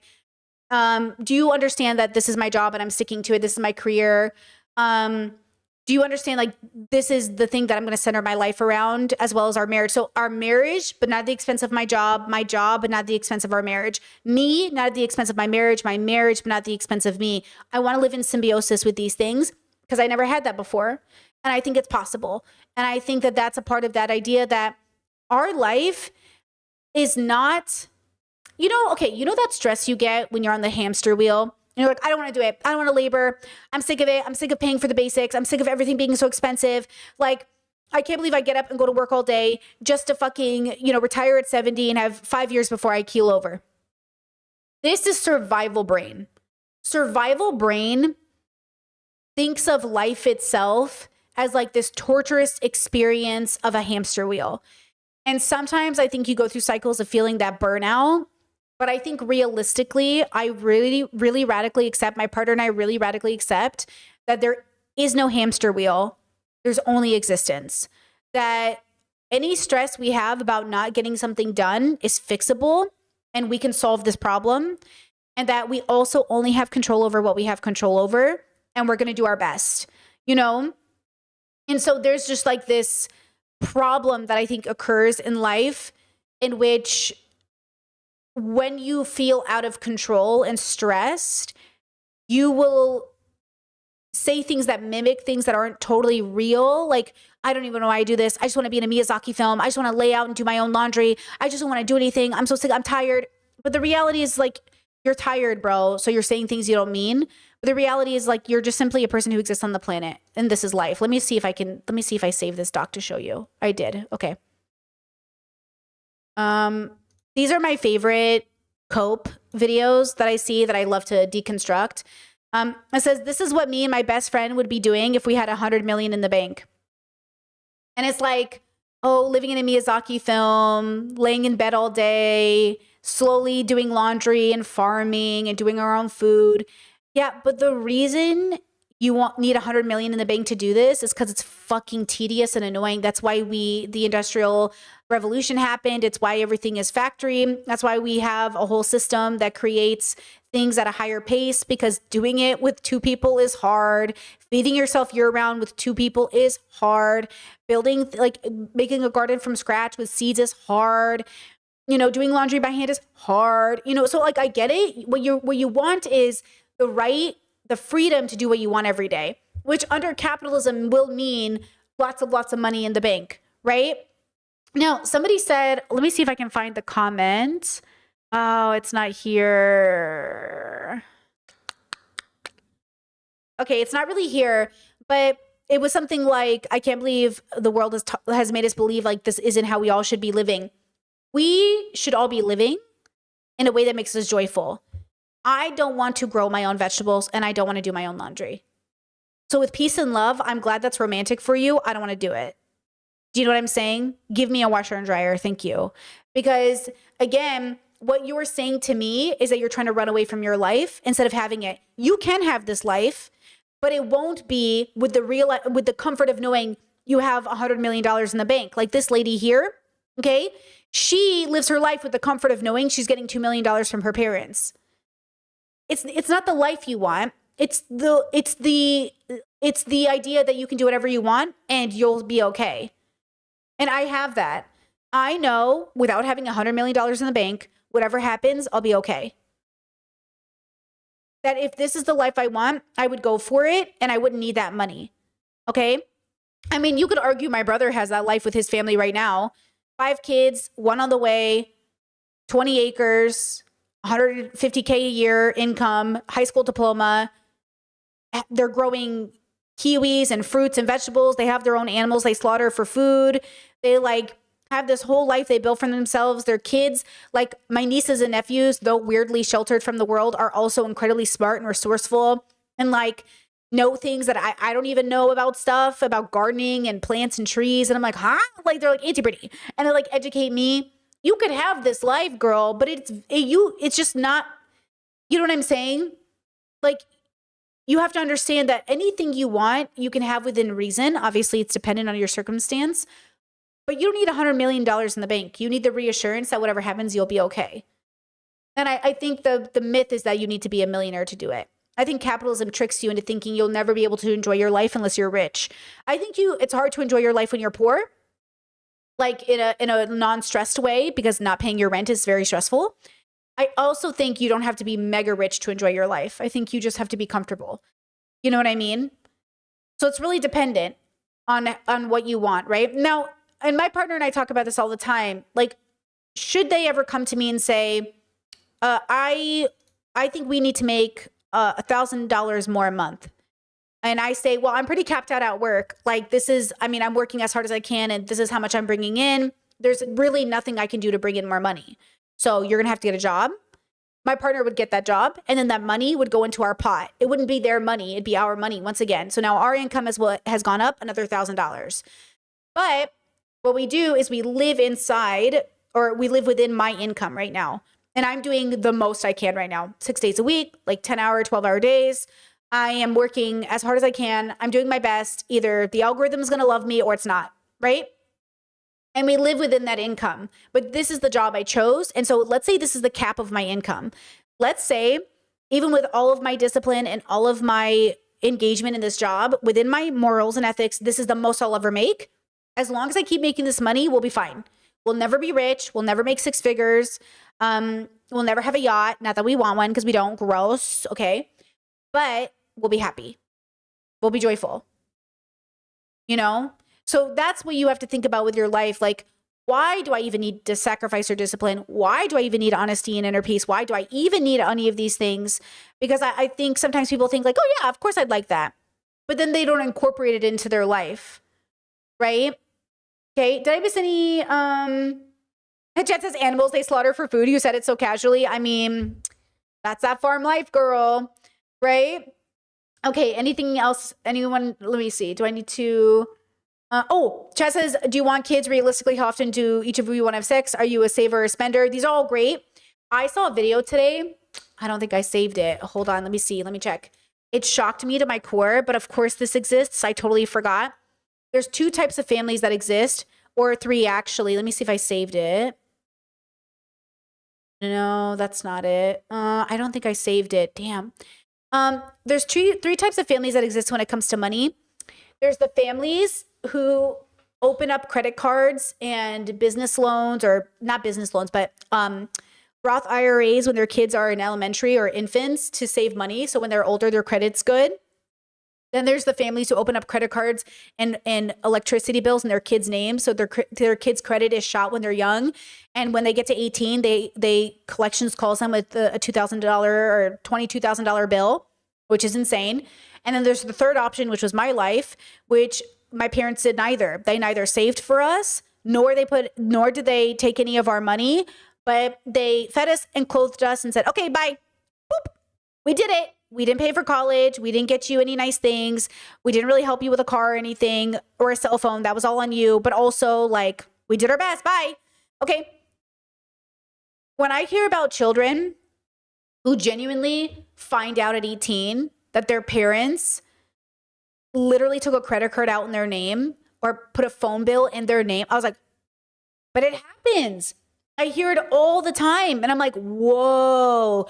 And like, you got to think about like what's happening. So I understand we're not all coming from the same background. And I think that plays a role in our values and when you're dating. So imagine now you grow up with parents who parentified you, made you pay their bills. Then you got to 18 and realized your credit's shot. You have no chance of getting a car or anything on your own, no chance of getting an apartment. And then you start dating and cohabitating. And then you're supposed to trust a person with your money when you couldn't even trust your own parent. You know what I mean? So you really are a product of your environment, but you can go to therapy. You can deconstruct that. You can learn more about your life and realize that like there's something to be said about, am I willing to really accept that some of the people in my life related to me or not had made these decisions, and this doesn't necessarily apply to me, my life, my friends, or my partner. Okay? But this is real and it does happen, right? So we want to also have the foundational value of kindness. So another value from 2019, Brittany, that I still hold today, kindness. Kindness is very important, I say. I want my partners to be kind and for me to be kind to them. I cannot have partners who yell at me, call me names, insult to cause pain, bring my past, my mother, family, or anything not related just to hurt me. I cannot have a partner who does not have their anger under control. I cannot have a partner who does not have their sadness under control. I cannot have a partner who doesn't have their emotions and actions under control. If there are episodes involved, everyone needs to be ready to stop conversations and continue when we're mindful and kind. So, okay. This also relates to relationships from growing up, right? If you're parentified and you're used to a parent being irregular, like I definitely would say that growing up, there were definitely moments where my mom wasn't the most stable or my dad was like a very angry person. And I would just say that like, I wish they had learned, especially culturally, to get their shit together, because it really, I think in those ways made me more tolerant of the way people would like treat me, because separate from how they treated each other, how they treated me impacted how I let people treat me. Does that make sense? So even though my parents didn't turn it on each other, they turned it on us. And because they turned it on us, I allowed the people that I was dating to express their anger in my direction or their vitriol in my direction in a way that just went, they're just like, they don't mean it. Because my mom would say some of the most hurtful things sometimes. And I know she was in her own episode. I think my mom has BPD and is autistic. And I do think my mom would say things that I'm like, I know this is your trauma, but that's really hurtful. And though I can be patient with my mother, I don't want to have to do that for a romantic partner, to be honest. You know, like my mom doing that is one thing, and that's still not okay. She does it to this day. But my romantic partner, like I actually get to choose you, and I'm not going to choose somebody who's at that stage, because my mom is that way because she won't go to therapy. She won't do the philosophical work. She has gotten better over the years. That is true. She's gotten immensely better. She could get a lot more better if she trusted science, though. Like, she could be like literally so good if she would go to therapy, but she doesn't want to. So I think in those ways, I was allowing myself to be in partnerships where people would say things to me and then I would internalize it. Like, is that true? Like, am I too demanding? Am I too judgmental? Like, and they would do that. They'd be like, I'd be like, oh my God, I can't believe you're not paying child support. I just found out about this. This is horrible. And they'd be like, oh my God, you're so judgmental. And I'm like, am I judgmental? Like, am I a bad person? Like, am I not giving them the freedom that they need because of their horrible childhood to figure out ways to pay their child support in a way that's not judgmental? Like, am I the problem? You know what I mean? So I think there's just like a part of our life in which we sort of like make excuses or move away from making people do the work, or at least saying that you have to, because of their past. So like, I don't want humans around me who make excuses for their bad behavior. Yeah, like I can't have that anymore. You know, like I can't have that anymore. And so in my marriage now, if we ever come across something that's even, I mean, we haven't yet, but let's say we come across something that's like even remotely similar. I'm trying to think of an example, but I can't. My brain's like, if we come, I just know we're going to handle it correctly, because every little thing until now we've just handled with such grace. And it's really been about everything happening around us more than us. You know, there's always, this is what it is. There's always an explanation, and both of us are very eager to find out what it is. So we don't need to look up excuses. We don't need to come up with a story. It's just, let's sit and think about it. You know, and then we sit there and ponder. And I'm like, do you think it's this? And they're like, no. I'm like, Do you think it's this? We're like, oh, maybe. And then we just sit there and we think together and we brainstorm. No judgment, just analytics. No judgment, just analyzing. No judgment, just validation. No judgment, just honesty. I think kindness is a big part of this, because I'm just thinking about ways to be kind and loving. And then, you know, like I said, sometimes we have moments where, you know, like life isn't going correct, or maybe my fibro is acting up, or maybe there's really a lot of stress in our life. As long as we never turn it on one another, then we move into the next value, which is do no harm. We will do no harm, right? I said, 2019, Brittany says, I'm an adult. I know when I'm causing harm based on the information given to me about the limits of those around me. I speak in black and white terms. I am, this is autism right there. I'm only interested in solving problems and being aggressive about it.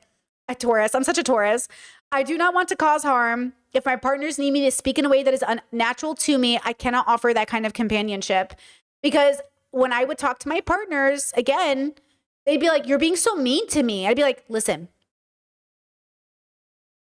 if you are going to be in my life, I need you to be honest about the way you're treating people. And this is, by the way, I wrote this after he cheated on me. I wrote this after my ex cheated on me, right? And I was trying to explain to him, you cannot cheat on me because you're in a bad place. That was his excuse, by the way. He goes, I was just so lonely. We weren't living together at the time. And I was only seeing you like a weekend out of the month. And I didn't know what to do. And I just needed some companionship. And she was there. And I'm like, what does that have to do with anything? What does that have to do with me? And then every time I would try to break up with him, it was like, please, please, my childhood, please. It was like he would be on his hands and his fucking knees crying. Please, please. And I'd be like, what's going on? Like, I was just struggling so hard. I'm so glad I'm not there anymore. But it was like, hey, I just need to be able to say, you cheated, you did a bad thing. Okay? Be careful with me. You know? Okay? It's just like, don't listen. Okay. I go on to say life is hard enough without us pretending to be someone we aren't, because I felt like I was dating a liar. I cannot pretend to be someone I'm not. There are moments in life where talking slowly and offering patience is key, but mostly I believe the problems need to be tackled, period. Tools need to be gained and stagnation is not allowed. Girl, In order to do no harm, I need my values reflected by my partners and those who live in my space.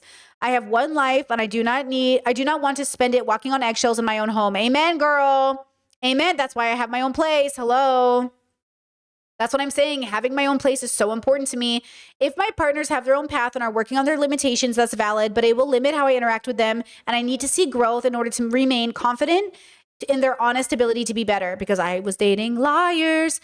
I'm not here to cast judgment on their journey. I am only here to state my limitations as a human, and given my limited time on earth, I want to exist how I want. Because again, when I was dating that guy who was 12 years older, he would be like, I'd be like, you should talk to your kids. You should pay child support. You should be like a good father. Like, you have to remember, because people, like, when that guy who was 12 years older, he got 2 girls pregnant in the same week when he was 16. So he was a kid having kids. Then he got a 3rd girl pregnant. He claimed she stopped taking her birth control. I don't know the response. I don't know what really happened. I never met her. But he had a kid he wasn't paying attention to. And I was like, you got to be involved in your kids' lives, because your kids obviously want to know you. Maybe that was a bad suggestion. He was a bad person, but I learned that later, right? I really understood it later. Then he had gone to prison, which I didn't want to judge, because who am I to judge somebody who goes to prison? And now, because it wasn't even Grand Theft Auto, like, I'm over it. It's not that deep. But also, you were like 21, 20, like, we should talk about it. He was old by this point. This was 15 years ago. Okay, did you change? I believe in restorative justice. I believe in rehabilitation. So I'm not about to discount somebody for a past. Yet, I didn't take into account the direct future. I didn't really take into account the absolute present future. So, present. So, when it came down to like saving for our life and living our life, we would go all over Washington and look at properties together, look at slabs of land, look at old buses, look at tiny homes. And I'm like, hey, if I work really hard, I think we can afford this, because this is before everything got crazy expensive in Seattle. This is just before. And I was like, I think we can afford this. How much do you make? We weren't sharing money. We didn't share income. And I realized the struggle in our relationship was that I naively kept thinking, because he was older, he must have something I don't have, like something in order. He didn't, right? He was a mess. And not only that, but he was a dreamer. I dated a lot of dreamers, because I talk a big game about my life, and I think that attracts a lot of dreamers. The dilemma is that I make it happen. So now the dreamer benefits for being with me because I'm going to make it happen. But I don't benefit being with them because they're not going to help.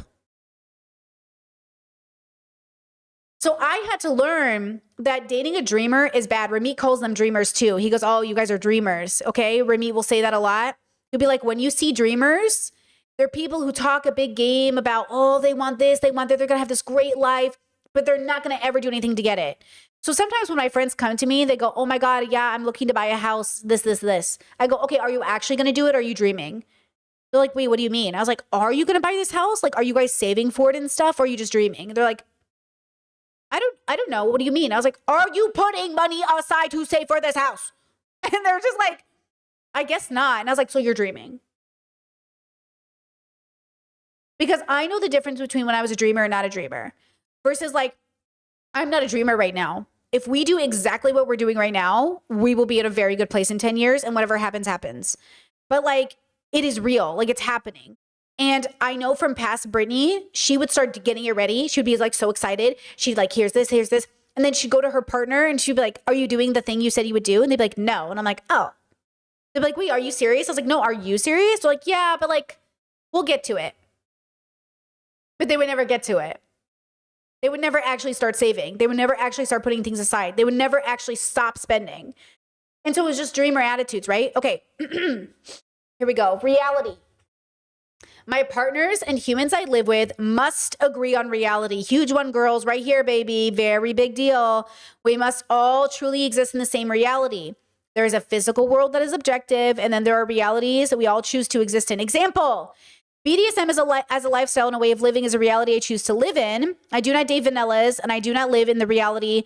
I do not live in that reality at my core. I survive in vanilla culture. I do not live it. So in 2019, I was like heavily in BDSM as a bubble. And this is before I went on my, I guess I was like a 3-4 here, a 4 maybe, a 3. It was probably a 3 here when I wrote it. So this has changed for me actually quite significantly, which is really good. Some of this is still true, except I wouldn't say BDSM, I would say queer. I think now I would probably say I don't want to live with somebody who's in a script for the two bubbles that I don't agree with. I'm in a queer relationship, a queer life, a queer everything, like very deconstructed, very gender fluid, very not gender stereotypes, gender expectations. So I would say that it's not so much vanilla or not vanilla, though I think that still kind of applies. It's more or less like I want to live in a custom existence. Okay. Example, God does not exist. I cannot be with someone who believes in God. It's a different reality. Okay. That's like a good example. Okay. This is really hard because this is the one that people kind of, I want to say lie about a bit or fib about a bit. They don't mean to, but they do. Like, what do you think about God? Oh yeah, I believe in Jesus. Oh, what kind of Jesus do you believe in? You know, like our Lord and Savior. Okay, like what does that mean in terms of your values? Well, you know, I believe in Jesus. Growing up Catholic, that would not have been a good answer. Like, what do you mean? Are you a Catholic? Are you non-practicing Catholic? Are you a Protestant? What are you? What do you mean Jesus? Okay, what do you mean? Like some people, very casual. Oh, I believe in God. I believe in a higher power. You have to make sure you're on the same page with somebody. That's it. You don't have to be on the same page as me or you. You have to be on the same page as the person you want to do life with. What do you mean when you say you believe this? What do you mean when I say, because how are you going to raise our kids? How are we going to take care of animals? How are we going to exist on the planet? Are we going to recycle? All of this comes back to fundamental reality beliefs, right? So that's so important, you know? Thank you. Thank you, chat. Says Brittany, thanks again for spending time with us over on Do Not Worry yesterday. The community loves your work and vibe. Loved it. It was so much fun. Shout out to Do Not Worry, who raised over $20,000 for displaced Lebanese families. Amazing. We love it. We love to see it. Okay. Really beautiful stuff and happy to be a part of it. Which goes back to values. I talked to my partner about it. I said, hey, I'm going to do a charity. I'm going on Do Not Worry podcast. I'm going to raise money, help raise money. And my partner was like, awesome. That's great. That's really cool. I'm really happy. Like, that's good. And I was like, yeah, imagine if I had went to my partner and they were like, ugh, what? That's so lame. What? Like, why would you do that? That would be a huge values difference. And then I'd have to divorce them on principle. You know what I mean? It's important that we have support. It's important that we have, you know, that they're proud of the work that I do, that they're proud to see that I'm spending my career raising money or living within my values, and that we agree that we should help people who are suffering. You know what I mean? So yeah, kind of important that they had my back in this, you know? Okay, reality with time, love and energy. Big one, guys, big one. Lock in. My partners and I live in humans. So at the time I was actively living poly and I had a lot of roommates. So I was considering a life where people came into my space. Now, to be fair, I am pretty poly at heart and I'm pretty open at heart. Like my partner and I talk about this all the time. We're monogamous and that's good. That doesn't change the fact that like all of this still applies to poly or non-monogamy or whatever else you're doing. But we also think of a future where my brother lives with us or family lives with us. Not that we want to live in the same house, but that we want to live maybe on the same property or maybe as neighbors or maybe near us or maybe. Not that we're doing it, but it's open. So we are very open to, there's some Croatian properties that I've seen where I'm like, this is super cute. And Croatia is like definitely family home built. Like a lot of the houses are kind of built family style. And so I kind of like am open to it, but it's very specific context with very specific people. So that's really what this is about as well, because I'm not about to take in a sibling or a family member that's going to make our life miserable. Ain't no way. How many horror stories do you hear where people are like, oh, I brought my mother-in-law in and she just made our marriage terrible and she made our house terrible and she was so bossy? Absolutely not going to happen in my house.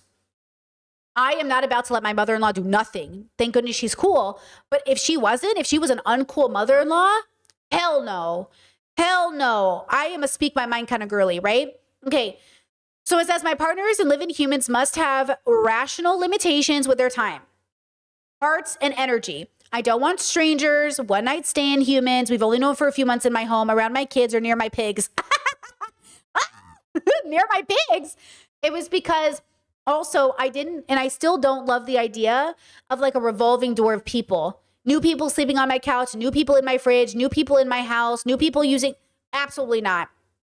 I have a limit on how many adults will live in my home and who gets a say. I cannot build a life with more than 2 humans as my primary partners. This is Polly Brittany.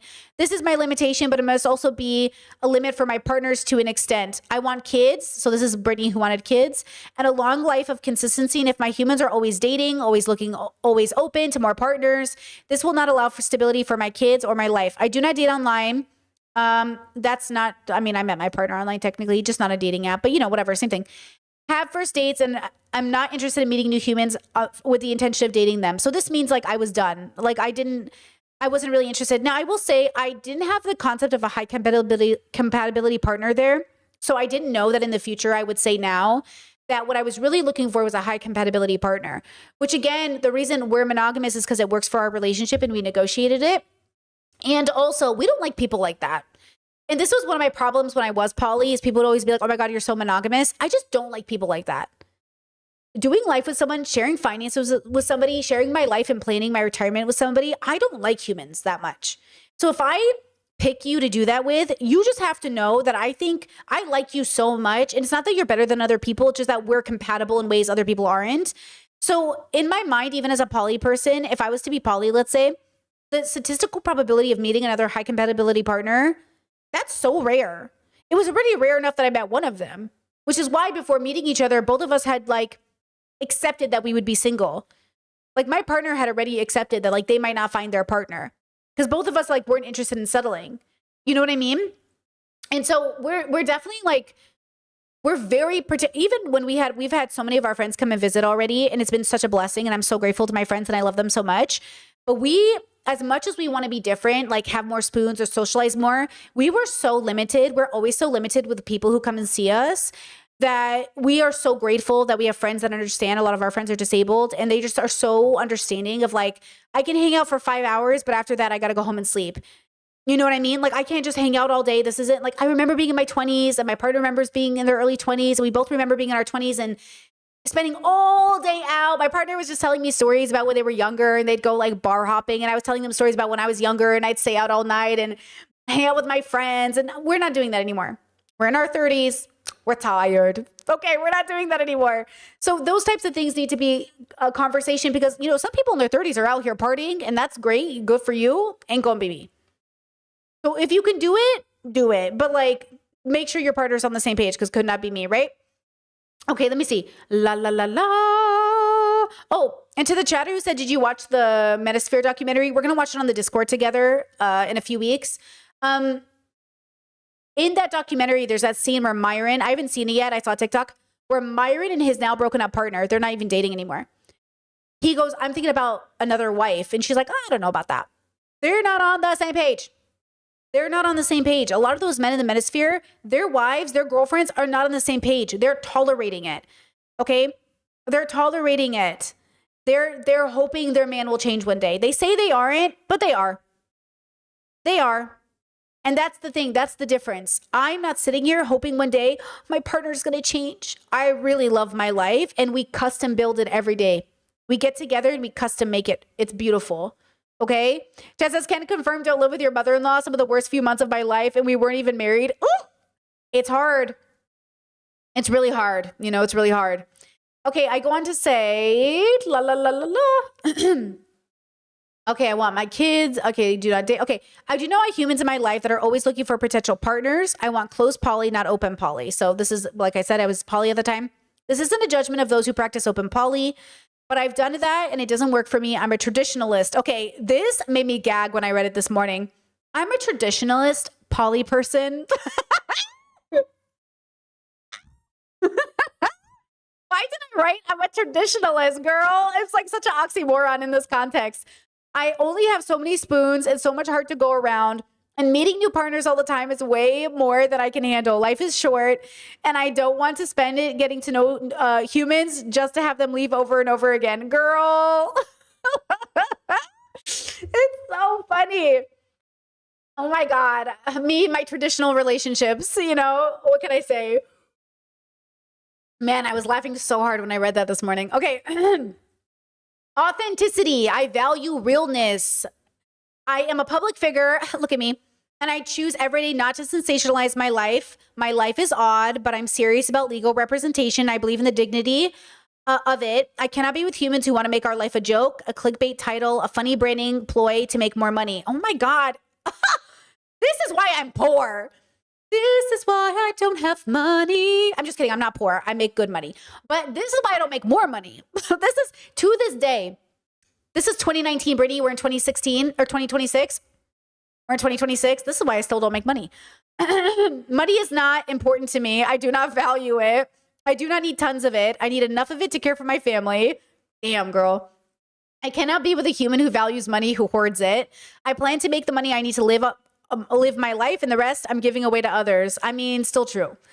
Yeah, we got married on this premise. I told my partner this. We talk about this all the time, and it's probably never going to happen for me. But if I, let's say, made like $5 million, like how much are we keeping for us and how much are we giving away? Right?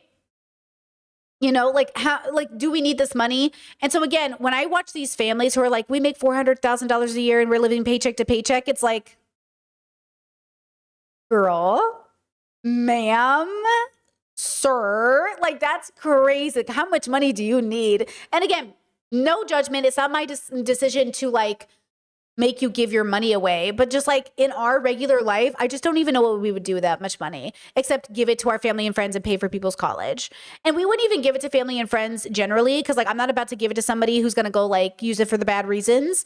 But if somebody needs something, you know, again, if we make money, my dad always said, if you make a lot of money, don't tell anybody, you know, and that's true. We probably wouldn't, but if somebody needed something, you know what I mean? We might be able to write a check. That'd be nice, right? Pay for the kids' college, something like that. Or in my case, I want to get all of my nieces and nephews a plane ticket to Europe when they turn 18 as like a birthday gift. And so like, you know, that's like a nice gesture. We're going to have money for that, right? And then sometimes even today, like not today literally, but to the current day, sometimes I walk into my partner's office and I'm like, just so you know, we're never going to be rich. Also, this, because like I love the idea of being so successful in my career, I never have to worry about money again. What a great fantasy. I also accept that I do absolutely everything to fuck over any chances of that happening because my goddamn values. And so I then accept that I will never make that money. But I love that thought. Who doesn't love the thought of making enough money that you don't have to think about money? How great is that thought? It's not going to be us. And so my partner had to understand that they're dating a YouTuber, but they're not dating one of those YouTubers. You know what I mean? Yes, this is my full-time job, but I'm not going to be like, you know, that kind of, you know, I'm not, you know, okay. Let's see. Children. Oh, here we go. Raising children to be their best matters to me. Offering them patience, love, and kindness. No spoiling, no beating, no meanness towards my kids. Reality checks are important for children, but they can learn that logically and not through cruel manners. Children need structure. There will be rules and expectations with the child's ability. This is me knowing for a fact that I did not want to make babies with any of the men that I've ever been with or any of the women, honestly, or they, thems that I've been with for a lot of reasons. But this is really important to me, right? No spoiling, no beating, no meanness. I still feel this way. You know, I want better for my kids, right? The kids I'm not going to have obviously now. But okay, to be honest with you, even though we decided not to have children, we still have these values. So this is something I want people without kids to remember. Just because you don't have any doesn't mean you shouldn't have values when it comes to kids. Morals, rights and wrongs, ethics about how kids should be treated as a culture. We need to have opinions on children being treated a particular way. It doesn't matter if we have them or not, right? Because children deserve to be protected. They deserve to be the focus of our attention as adult people. Because, you know, it does take a village and you might not be their parents, but you are the adults in their community. They're looking towards you. They're looking to you. And you have to set a good example, okay? I said, moving on. I do not want to spend my life holding grudges. If a human has shown themselves to be better, that's all I need. I have relationships with specific humans in my life that aren't perfect. They are growing. And because our realities are different, we will never have total peace. We will have limited interactions with our limits. Wow. Those I unconditionally love will always have chances to come back into my life, but they will have limitations if we cannot make peace with our reality differences. This is mostly my family stuff, like religious differences, you know, open with boundaries, and I still practice this to this day. So this has come up in my marriage too. My parents, my relationship with my parents, my relationship with my siblings.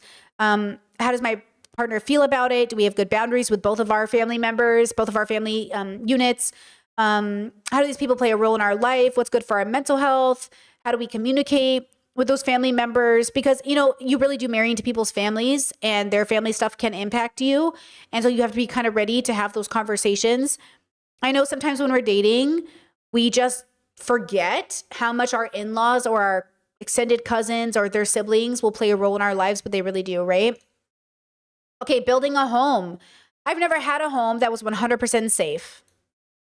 I've never lived anywhere that wasn't a moment away from being taken away from me or kicking me out. My home is for me and my family. It is not a shelter. It is not a charity property. It is not a commune. It is not open to the public. It is for anyone. It is not, I think I meant to say is not for anyone, but for me and my family. It is a safe space, private and secluded. It is not for others to corrupt. Home will be a safe space, a safe place, and anyone who threatens it will be shown the door. Okay, so this goes back to kind of what was happening a lot in my 20s. I think a lot of poly people, a lot of kink people, a lot of the queer people I was with, we were all deconstructing from our conservative backgrounds. And a lot of us were really fucked. A lot of us, yes, were in therapy and working on it, but we came from bad backgrounds and we were struggling. And because we were struggling, I think we did want the fantasy of all of us living together and partying together and loving each other and all of us being successful and having dream jobs. And I think for some of my friends, they made that a reality. And that's cool. I think I found for me, and this is just for Brittany, I am truly introverted. Like truly, truly, truly introverted. I need alone time. I need a lot of recoup time. I really just need to be alone. The only person I truly feel alone with is my partner. And so when I need like alone time, they can be near me and it doesn't feel like, it still feels like I'm getting alone time. And even then, if I need more alone time, I can get it. But I just really need to feel like my home is so safe. And it does feel that way. My home is so safe. It's so perfect. I just feel like I did it. I finally did it. You know, I found this space and it's so important to me not to feel like I'm walking on eggshells in my own space. And I've just never had that before. So even with roommates, my sister and I joke about this all the time, how like we're never living with each other again. We would if we had to. But the truth is, even with my sister, who I love so much, we need a break. We're like, I love you, I need a break. And with my siblings, I love you, I need a break. I need alone time. Bye. I love you. Bye. Bye. And that's transparency and love. My love for them is unconditional. But I don't feel alone when I'm with them. I feel like I'm with my sister. I feel like I'm with my brother. I feel like I'm, they feel the same way where they're like, Britt, I love you. I need time. And I was like, okay. Even when my sister came to visit me, she stayed with us. She was like, oh, I need alone time. I was like, bye. And like, we'd be like, you want to go, should we do our alone time right now? And then I'd go to my room and she'd go to hers. And then we'd be on our phones or whatever. And that was nice. Right. So I do understand why younger self wanted this dream of everyone living together and being like, maybe like rocket power, or like we're all neighbors in the same neighborhood. My brothers and I used to walk around, and be like, oh my gosh, we should buy this house and we should buy this house and we should all be neighbors. But the truth is like, nothing is so nice than feeling just free. And again, freedom for me doesn't have to look like a Miyazaki film. It can look like going into my apartment and closing the door. My apartment, the moment my partner and I enter our apartment, ugh. You know what I mean? It's like, woo! Like we feel so liberated, so good, so free, so, oh my God. You know what I mean? It just feels so good, let me tell you. And I will never take that for granted because it's the first time I've ever had it with another person. Okay. I used to live alone, so I had my own apartment for a time and it felt like that, but with a person. Oh, so good. Let's say, Chetza, do you agree with the statement? My love have conditions and references significant others. I think, I think love exists, but relationships are conditional. I think also love is conditional for certain people, meaning eventually it fades. Like, I don't love my ex anymore. It faded. And it doesn't mean I wasn't in love at the time, but I never unconditionally loved my ex. I just loved him for a time. And our relationship, I think because, okay, let me say it like this. When I met my now married partner, we were chatting for a couple weeks before we had our first date. And I remember we were talking philosophically about love, because there's all these different kinds of loves, right? And we were like, there's love here, right? And I said, look, I don't know if you're my next new best friend, but I think I love you unconditionally, and I haven't even spoken to you yet. Because when I meet those people, I usually know. When I meet any of my besties, when certain people come into my life, I'm like, hey, bro, I don't know what it is about you, but something's going on here. And we're usually pretty right. Like, with some of my closest friends that I've ever met, I'm like, there's something about you. And we usually, you know, you usually know something's happening. You don't know what it is though. So you don't know how people are going to fit into your life. And so I do think that I hold on. Out of tissues, my nose is going crazy right now. So I do think I loved and do love unconditionally. I just think it's for specific people and not for every single person you've ever dated or ever known. Because I unconditionally love a lot of my friends too, right? I do unconditionally love my friends.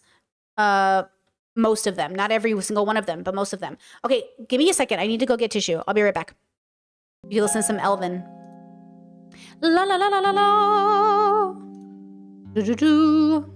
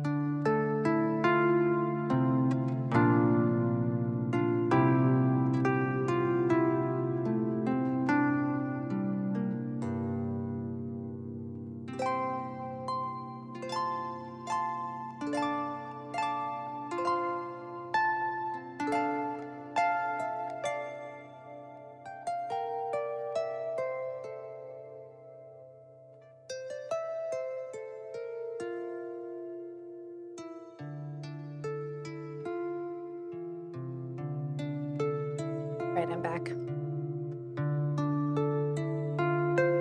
Dun, dun, dun, dun, dun, dun, dun. Okay, pausing music. 1, 2, 3, big pause. Okay, now. Sorry about that. And then I ended up being Indiana really quick. Okay, so look at me running around. Okay, so unconditional love. I do think whether it's friends or past people, I think some people are unconditionally loved and some people aren't. Unconditional love, I call inner circle. Non-unconditional love, I have categories of like, oh my God, I really love you and you're so important to me. But the love can fade or something like that could happen because I have so many friends in my life that I'm so close to. And again, when I think of unconditional love, I mean something very specific, meaning, example, if my sister came to me and said, I would like to not have you in my life anymore. Obviously, that'd be very hurtful and I would respect it, but my love for her could not fade. It just could not fade, right? My love for other people who are like, hey, Britt, thank you so much for 10 years of friendship. I think I'm ready to move on. I'd be like, oh my God, thank you. The last decade's been amazing. I wish you the best. And I think eventually my love for them would fade. And that's okay. Like, that's fine. I just think different people play different roles. But the people I feel like I love unconditionally, I don't even know how that would work. And look, the most inner circle too are people that I have like almost more of a intimate relationship with in a sense. But I also do unconditionally love my cousins. I do unconditionally love my family. I do like, even though they're not my life every day, I do unconditionally love my aunties and uncles. Like I do love them, but my relationship with them has boundaries, but I do love them too. So, they feel like an obvious, they kind of feel like a comes with the package. It came with my parents, like my parents' siblings, I love unconditionally. But you know what I mean? Even if we don't see each other, I do love those people. It's weird to say that I wouldn't love them. I love them. Even if I haven't met them, I love them, So I also kind of have that kind of connection to people where like even Anthony on Do Not Worry saying he was 50% Assyrian. I was like, I love him. I love him. Like not literally, but a part of me was like kinship. I think I love him. Like I think but it feels like something feels like a connection to culture, a connection to people, a connection to like a shared history, There's like a feeling I get around certain people that I'm like, oh my God. But I think it's what it is. It's like, it's just that mirror. It's feeling really seen, It's like oh my God. Or even in chat, I was saying stuff in Assyrian that Anthony wasn't sure about. And I was even a little like, I don't even know. And then somebody chats like, oh no, you said it. Yeah, I know what you're saying. And I was like, okay, that feels really good. That feels really good to be like, oh my God, somebody understands what I'm saying. And it feels like we have a family history and we didn't even know each other, but now it feels like we know each other more. I mean, that's what that is, It's like, there's a level to it that I think is really important. It's kind of like when Sokka and Katara go to see the other water tribe. And it's like, oh my God, you're the Northern Water Tribe and we're the Southern Water Tribe. And it's like, oh my God, you're the Swamp Tribe. Like you're the Water Tribe in the swamp. Like, oh my God, it's like, are we kin? You know what I mean? Like, that's so good. That's so good. So there's something there where it feels really good. And I think there's a love there, but it's not exactly the same kind of love. And that's why there's many names for love, right? Love has very many names. And I think that's the coolest construct human beings created was to explore the nuance of love, right? Okay, let's go on to... okay, so no holding grudges. People can change. Which is my greatest and weakest strength? It's my greatest strength because I don't judge people. It's my weakest strength because I don't judge people. I know I sound judgy, and my partner loves to say I'm the biggest hater. I'm the biggest hater, you know what I mean? But I really don't hold grudges anymore. I used to when I was really young, but now that I'm older, I just don't. You know what I mean?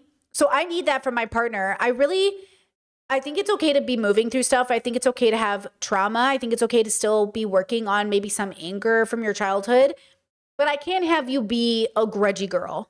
I can't have you be like burn book. You know what I mean? Like that's not going to happen. Okay. So building a home, I want a safe home to go home to. So important. And a home is like where the heart is with the person. It's not this apartment that we rent. It's the environment I come home to. So remember, if we move apartments, which will happen eventually, right? You can only stay in a place so long. That's not our home. Our home is each other. Our home is me. Our home is him. Our home is us. You know, if I was single, the home would be me. And that's what I call a family. Okay, so this is something I didn't know about myself until later in life. I am my own family. I used to think because I was single, was not my own family. And now that I'm married, I realize if I was single, if he died, God forbid, I would be my own family. I would not go back to my family. I love my family, but I'm grown. My life is so different. My lifestyle is so different. My values are so different. You know what I mean? Like, I just could not go back to being Auntie Brittany who lives near the family.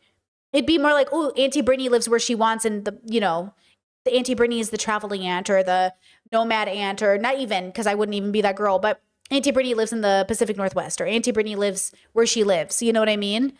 Yeah, I think about that all the time. Honestly, if I was single again, I'd probably get an apartment and my gay brother and I would live together. I'd probably go, like, he's like my number one. He's the one who lived with me when he's a teenager. I have such a connection to him until he gets married, or maybe if he finds his partner. Like, I think I'll always default to wanting him to be with me.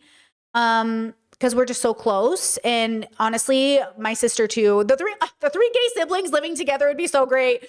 But even if we just all live near each other, our life would be so good. Our life would be so good. So that's what I'm saying. Like, this goes back to what I said earlier on my value sheet. Like, I don't want my life to go downhill because like there's a death in the family, because at the end of the day, I accept my loved ones will die. Like, I accept my loved ones will die. I fully accept it. And I need my partner to accept it too. I need to know that if I die tomorrow, my partner's life isn't ruined. Because if my partner was going to be like, when you die, I'll destroy the earth, I'd be like, ew. I used to have an ex who would say stuff like that. Like, if you ever died on me, I'd probably just like kill myself. And I'm like, okay, please slow down there, Tiger. Okay, slow down there, buddy. Okay, like, too dramatic for me. Please be serious. Okay, please grow up. And I get it. It's a very sensitive topic, but please be so fucking serious right now. You can't be killing yourself because people die. And I know people do, and that's really sad. And I think that's devastating. I think that's mental health. But he meant it as a romantic gesture. Gross. Doing it because it's real mental health is different. People do it. I've seen parents, I get it. Like, your kid dies. That's so sad. You doing it because you think it's romantic is disgusting. Okay, come on now. What a thing to hold over me too. Well, I can't die now because you're going to kill yourself. Like, come on now. Okay. I'm sitting in a car accident. Like, I can't die. My partner's going to kill themselves. Like, okay, okay. Please note, I say to myself, is this the last thing? Please note, I say to myself, these values are stated, but don't offer every single example of how I would interact in situations. I can't expand on that at any time. Example, no lying. Trust is important. No cheating. No abusing kids. No bestiality, and so on. Wow, Brittany, the bar is high. The bar is high. These limitations, that's sarcasm. The bar is in hell. Okay, these limitations can be found within the foundation of my value system once examined. If they are not listed, they exist within the system and can be discussed as needed. I am so autistic. How did I not know when I made this? Even though they are not listed, they exist within the system and can be discussed as needed. Like, I am so autistic. Who said I didn't like systems? Who said I didn't like systems, This is so funny. Okay. Who has questions? I will answer them right now. And then remember, this stream is to pair with today's video on the commentary channel. I'm going to put up in a few hours after I'm done editing it. So I'm going to also get that audience to come here and see this video if they want to see it in more details. But I knew it was time to refresh these and go over it with you, right? Chad says, did you openly share that you were considering not living with your past partners? Can you expand on that? It says, did you openly share that you were considering not living with your past partners? I don't know how that, I don't know what that, maybe I misunderstood, or maybe you're misunderstanding something. I don't know who that's to. Did I openly share it with who? Which past partners? Do you mean present partners? I feel like I don't know who this would be referencing. Because I said that with my current partner, I didn't want to live together until we were engaged. and know we were going to get married. And I didn't want to get engaged unless we knew we were going to get married. And I was never going to say yes to marriage unless I knew I was serious about it. But with past partners, I did move in with them because I thought that was the normal thing you did. You moved in with people to see if you liked them, which now I realize I didn't have to do. That was absolutely not necessary, you know? Let me see. Kat says, very autistic way of communicating, girly. I realized that after watching ThoughtSpot talk about autistic communication styles. Hey, it's so important when you're dating somebody too, because if this turns somebody off, then they're not your person. Right? If my partner said the first date felt like an interrogation almost, and they still wanted a second date. So it works for a lot of people. We're very neurodivergent. And so a good idea to take into consideration, like, don't minimize yourself, but also don't overplay it as if to scare them away. Just be yourself. And if it works, it works. Go over values. And if it works, it works. You know, you don't have to tell them everything on a first date. You can just give them your favorite questions to ask somebody and go from there. Like, what do you think about having trans kids? Or what do you think about Trump? Or, you know, and if the answer is in any way muffled, if you're dating a guy or a girl and you go, or they, them, and you go, what are your thoughts on Trump? And they go, oh man, the system's fucked, huh? Both sides just really suck. It's like, what do you mean by both sides? And it's like, well, you know, like the Democrats are in on it with the Republicans and everyone just kind of sucks, man. I hate it all. And you're like, oh, like, are you more of a communist or like a leftist? Or like, ew, what? No, bro. Like, I'm like, you know, kind of a libertarian. You could be like, date's over. Maybe date's over. You know what I mean? Maybe date's over, you know? It's stuff like that. Okay, Chad says, they probably mean, did you tell your parents that you wouldn't move in with them? You tell your parents. Oh, let me scroll up. Did I read parents as partners? Wait, did you openly share that you were not considering living with your past partners?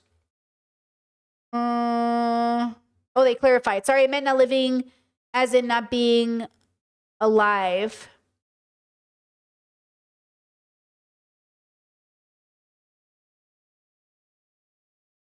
Hold on, I'm going to get this. I'm going to get it.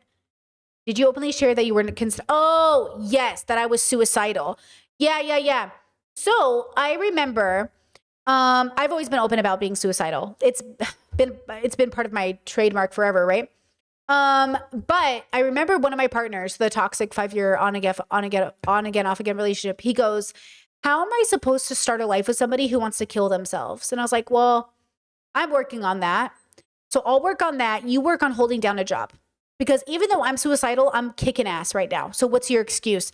Which is also why I really get frustrated with people that aren't suicidal. Because what do you mean you don't want to kill yourself and you're still fucking up? Like, what do you mean you don't even want to die and I'm literally hustling better than you? So I mean this as like a casual judgment that I had with my partner a lot. Because I was open with my suicidal ideations, with my attempts. I mean, he was around for a couple of them. But he also would never acknowledge that he was the cause of so many self-harming moments. Like, if he didn't exist in my life, I would have tried to kill myself less, and I would have self-harmed 90% less. Environmental factors completely trigger my need to suicide and self-harm. I realized this during DBT, where I was like, it's my environment. It's my environment. It's my environment. I don't want to die. I don't want to kill myself, but when I feel pushed into a corner, I go, I'm going to kill myself. When I feel that way, now I healed through this process and I don't want to kill myself anymore. So even when I'm pushed into a corner, I no longer get suicidal or self-harming. But I will say the only reason I think I also don't go back there is because I'm in living mode, not survival mode. But I think if I was still in survival mode, I'd still be suicidal. Now, I do understand that I still believe in chosen death, which is different, meaning I will not be pushed to kill myself, but I might make the decision at one point in my life to take my own life through government assistance, maybe if I have Alzheimer's or something. Yeah, low-key PDA reaction. I think it was a desire for agency. I do think that it was what was happening. It was a pervasive drive for autonomy. It was like my deep desire for a say in my life. Like, imagine, guys, just imagine how much stress I was under. I'm in my 20s. I'm figuring out my life independent of my parents. I live 2 states away. I've never lived that far from home before. I have one singular person in this whole city and town that I trust, and she's busy with school and getting her dream job, and I love her, and she was there for me in so many ways, so no judgment. And while this is happening, I'm dating for the first time. I'm having sex with women for the first time. I'm going to dungeons for the first time. Well, I was 21 when I went to my first dungeon, but okay, I'm really getting involved in my life in an aggressive way that I tried already in Orange County and San Diego, but it wasn't working. Seattle was my first true attempt at what felt like adulthood, but wasn't. I didn't feel like an adult till I was 27, 28. You know what I mean? I didn't even feel like that. Okay.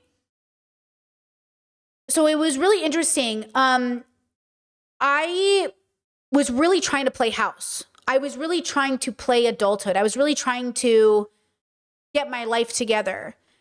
And I just didn't understand why it wasn't working and why the people around me couldn't do it either, even though some of them were doing it. A lot of them weren't. A lot of people around me were making a lot of money, very educated, and they too were a mess. And I think a big part of it is that we were all just healing. Like every time someone says my 20s were my best years, I'm like, 30s and 40s, girl. 40s are going to be so good. My 20s just like were not, you know what I mean? So I understand that my partner said what he said, but I truly think he was weaponizing it. I truly think he used it as an excuse not to get better himself. He would say, your mental health is so bad, I can't get better myself. And I say, break up with me. Because if that's the only way we can be healthy, let's do that. And he's like, no. And I was like, so you're willing to stay in a relationship that it's making you worse? Because I don't think I want to do that. And that would be the constant argument we would have all the time. Okay. That would be the argument we would have on just every day. You know what I mean? I don't get what's happening. Why aren't we breaking up? We're both miserable. I don't understand why we're holding on to this relationship. Like I would break up with him every time. I was the breaker-upper, but I was breaking up. I wish I knew now I was breaking up because of value differences. It wasn't my fucking BPD. It was not my autism. It was not my abandonment issues. It was that I was in a toxic fucking relationship and I didn't deserve to be there. I convinced myself I only wanted to break up with him because I was sick, because that's what people kept telling me. That's what like he kept saying to me, like, you don't really want to break up with me. It's your BPD. You don't really want to break up with me. It's your mental health. And I was like, is it my mental health? Is it my mental health?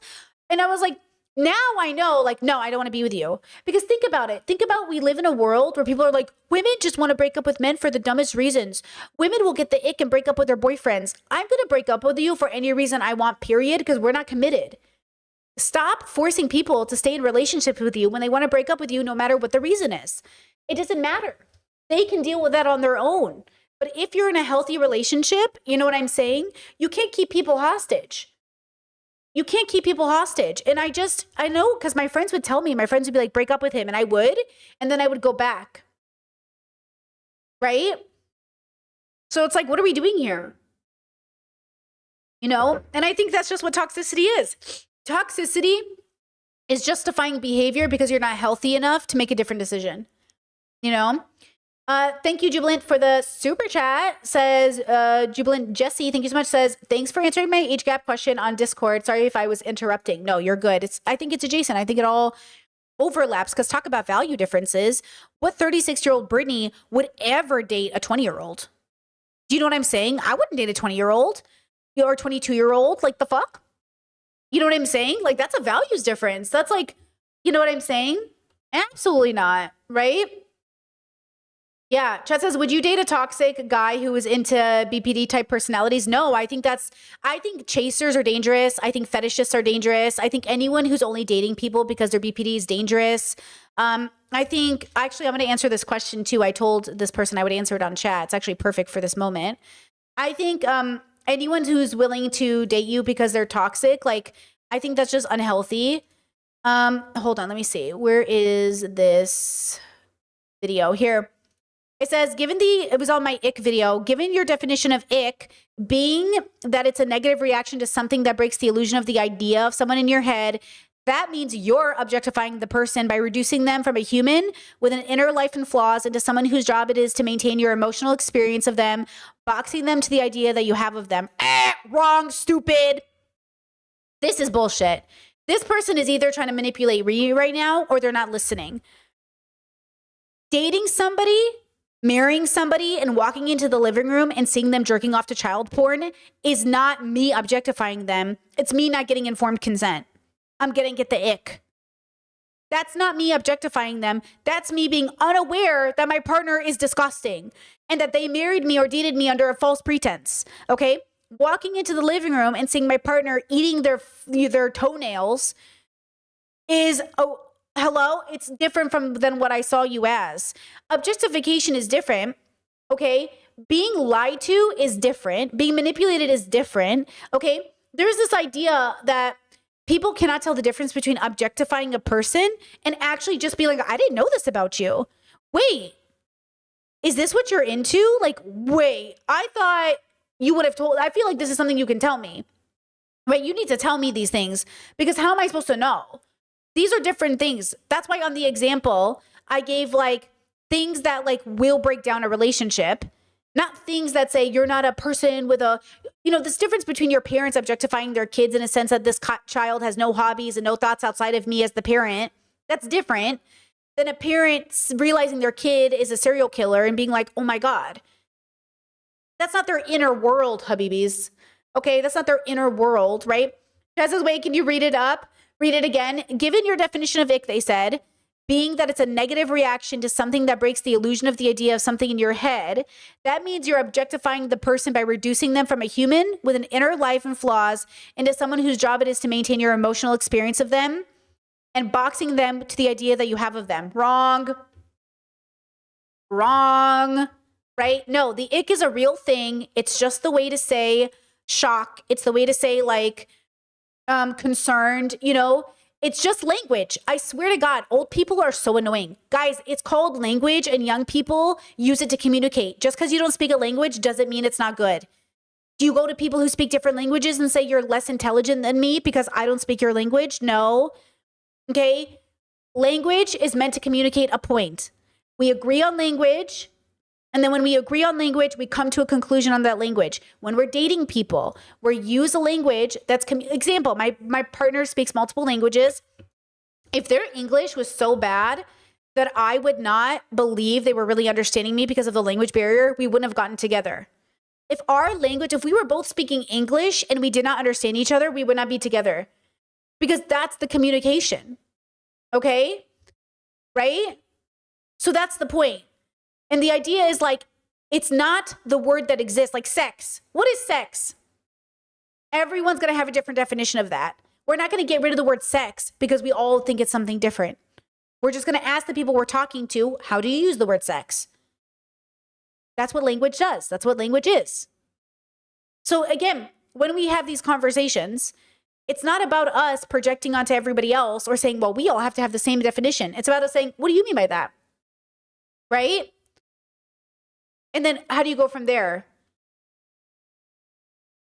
Okay, you decide in your bubble what that means to you, but in my bubble, and that's what being seen is really like, when I speak to my partner, they understand me 99.9% of the time. I do not need to explain. We do not need to have fights. They are not a criterion. They're not going to sit there and counter everything I say with, oh, but what about this? And what about this? And that's not true. What about this? Like, okay, absolutely not. Absolutely not. Again, we all have to decide what words mean within the construct of our relationships. Okay? It says, why does it matter what specific things Brittany would consider cheating in the context of this convo? I think this guy is either a troll or they're from a different bubble. Probably both, But there are people in this bubble, like they said, watching porn is considered cheating, ? Some people do believe that. I think you have to, cheating is a violation of what has been consented to within the construct of a relationship, right? So if for whatever reason, like in my relationship, we can watch porn. It's not considered cheating. I have a vibrator. Okay, we have a lot of toys in this house. It's not considered cheating. For some people, it is. For some people, they're like, I don't like when my man watches porn. I'm like, okay, cool. But like, I don't care about that stuff. It holds no value to me. What I do think is cheating is if my partner came to me and they were like, I spent $800 on phone sex. I'd be like, the fuck? Not only is that financial infidelity, but that is sexual infidelity. Because what the fuck do you mean? Okay? What do you mean? I accidentally spent $800 on phone sex. What do you mean, Hal? What do you mean? Excuse me? $800 on phone sex? The fuck? That's financial and sexual and spiritual infidelity, girl. We're about to have a problem. Okay, if my partner came to me and said I spent $800 on skins for a video game, I'd be like, excuse me? Financial infidelity much? Financial infidelity much? Absolutely not. So again, like, when we have these conversations, it's not the thing you're doing, it's the why did you do it and what are we talking about here? You know, it's doing something that just doesn't make sense within our structure of our relationship, what we see in each other, how we think about the world. Also, is phone sex even ethical? We'd have to sit down and discuss it. Like, we already are critical about the porn we consume. You know what I mean? We're critical about all these things. Like, this is very layered. Regular fucking people who never think about anything in their life, they're not even thinking about all the multiple layers of like, can you even, you know, okay, I was at the store the other day and I was buying avocados and the sign said avocados from Israel. And I was like, the fuck? So I bought the avocados that didn't come from Israel because we were protesting Israel because they're committing a genocide. Had my partner been shopping for those avocados for me, which they normally do, they would have known not to get me the avocados from Israel. They would have known to get me the avocados from the other place, which actually I didn't even check where it was from, but it wasn't Israel. And that's the point. I think it's Mexico. I think I'm used to getting avocados from Mexico, so I never think about it. But today, the sign was special. It was like avocados from Israel. And I was like, you know what I mean? Even the way you eat an avocado. So if someone came to me and said, do you think it's ethical to eat avocados? Where the avocado is from? Because, you know, there's a whole conversation about tomatoes and coffee. It's almost impossible to get ethically sourced tomatoes and coffee. But here we are, I drink coffee every day. You know what I mean? Yeah. So when we have these conversations, I think the question itself should always be deconstructed and we should always ask more, you know? Chad said, I thought you were going to say that they ate the avocados, All of this, the reason I love values conversations, the reason that I love conversations about ethics or anything else is that it forces us to realize how much we don't know about ourselves or others, which is why we get into toxic relationships. Guys, you're not a bad person because you had a toxic relationship. You're not a bad person because you believed in someone's goodness. You're not a bad person because you believed someone and someone lied to you. You're not a bad person for making a mistake. But because we want to do less bad every day, it means we do have to check ourselves and say, okay, how do I not do this tomorrow? So for Brittany in 2019, one of the ways she stopped dating toxic and stopped engaging in unethical behavior was she sat down in May of 2019 and wrote down her values. And she created this 7-page sheet that guided her and continues to guide her to this day. This is my Bible. And because it was written by a man, me, it can be updated and changed. But this is what it was. This keeps me, see, I said red flag. A red flag that it's a Bible. It is the thing that guides me, you know? It's my 10 commandments. It is my foundation in which I build my morals, in which I build my ethics. So when I look at society and I see the world and I think what's a better way for society to live, I'd like to think if we had a culture of community, consistency, structure, reliability, honesty, transparency, kindness, the world would be a better place. It certainly has improved my life. And I think it's made me a better friend. And I think it's made me a better person. And I think, again, not holding grudges, living in reality, do no harm, like do the best you can. I think it would make the world a better place, but I'm not making that prescription today because, you know, that's against my philosophical perspective on life. I don't make prescriptions. But I wanted to make this stream because it's going to complement today's commentary video, which I'm going to go edit right now on my second channel, Bert Simon. And I think it's going to be great, but I want to introduce this idea to people because, you know, brand new people come into my audience. The question I actually got from somebody that inspired and continues to inspire, other than just what question should I ask on a first date, they asked me, Gen Z guys, they lie. They tell the girl what they want to hear. How do you know if a guy's lying to you?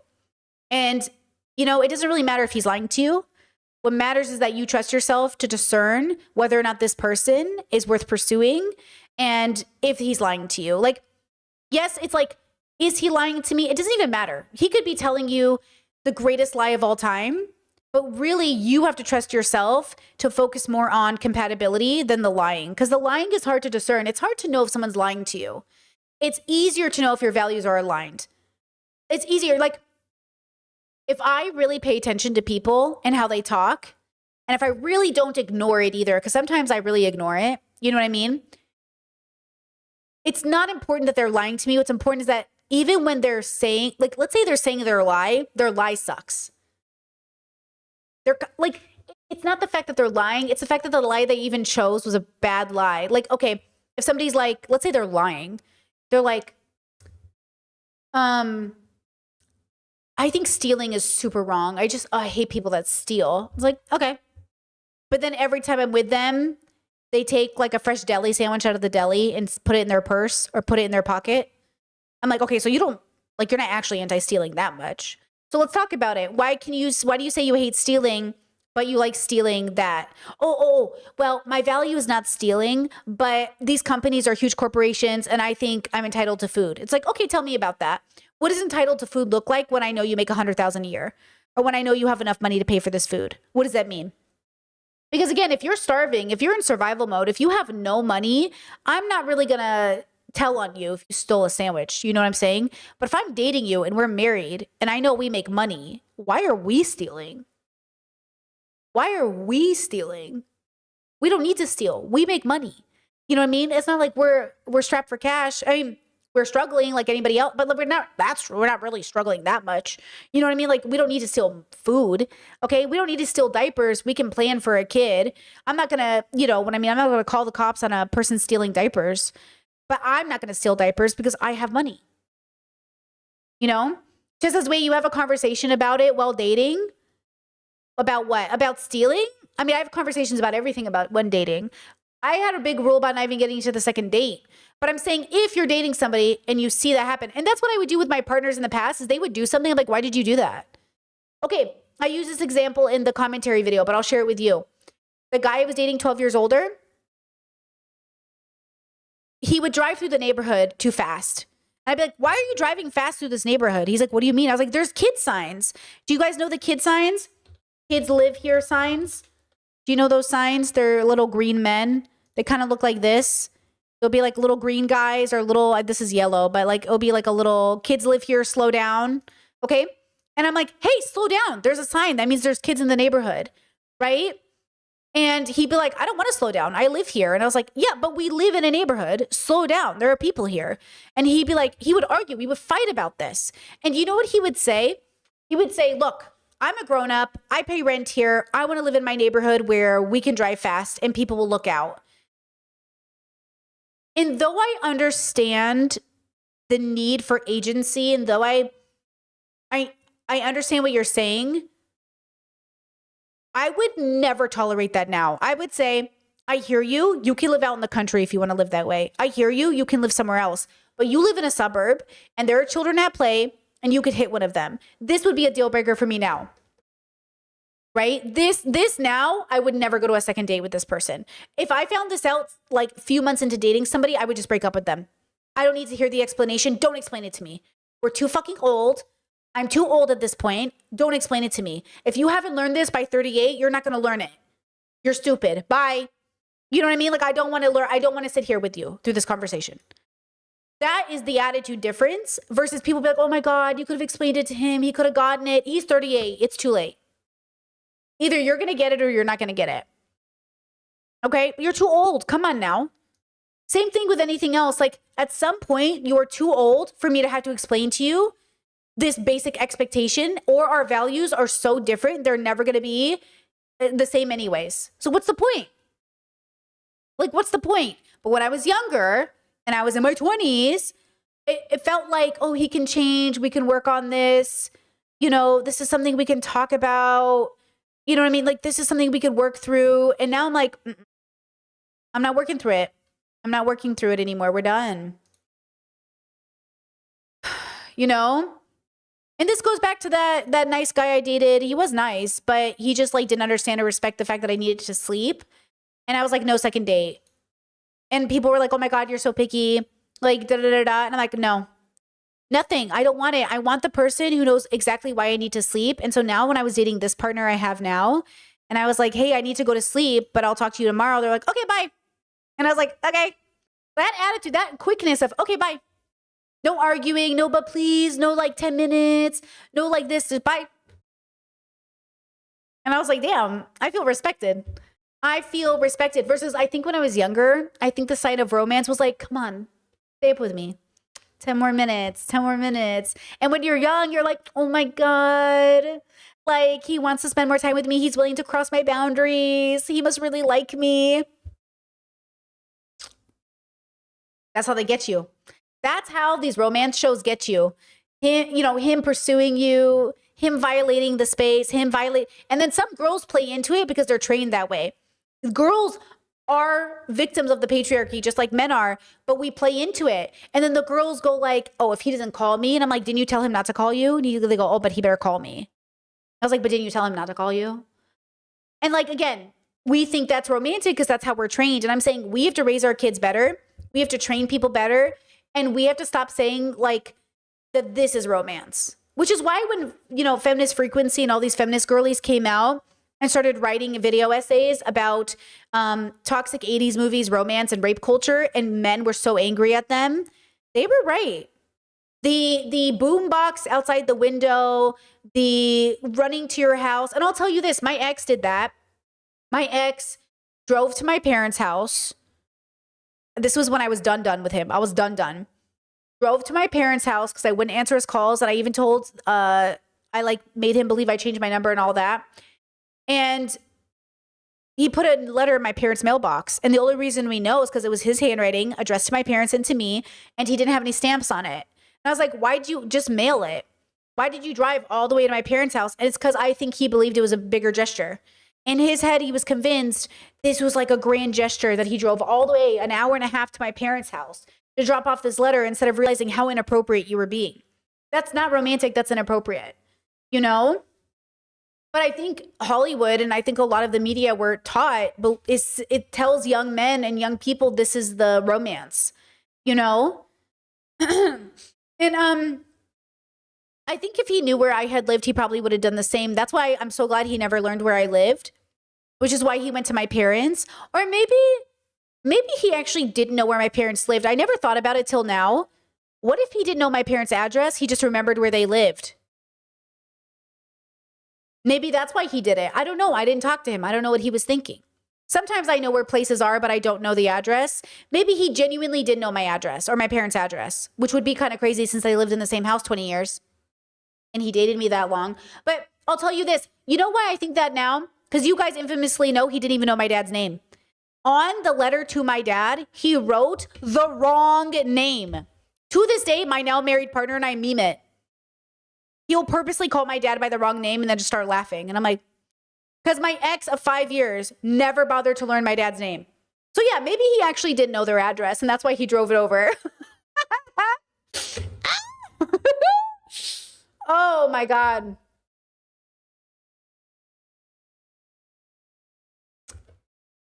Anyways, we were over by that point. So, I had my family open the letters and read it to me. And they were just like, oh my God, Brittany, this is horrible. I was like, bro. And it was like, oh my God, I'm so sorry what I did to your daughter. I just respect you all so much.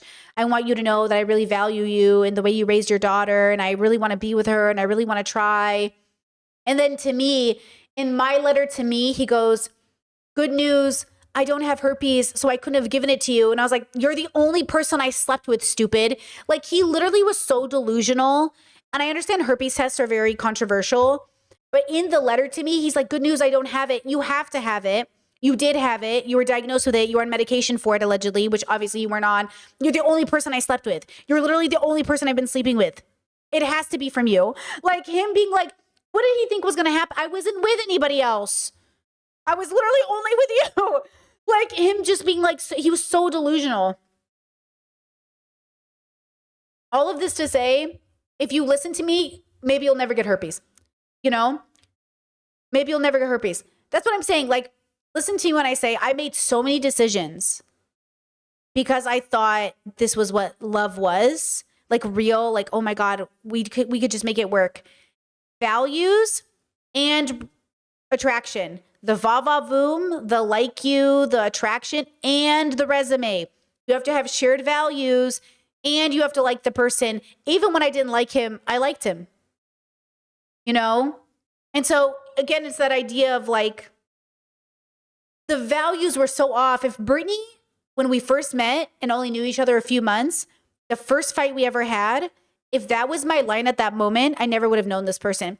But in the past, I just tolerated fighting. And that's why I don't tolerate it now. We do not fight in this marriage. I will not tolerate it. Okay? I will not tolerate it. Yeah, chat said, I've noticed that some men assume you're sleeping around because they don't check and see, they don't see your behavior if you're not. Exactly. I think he thought I was sleeping with other people because he was.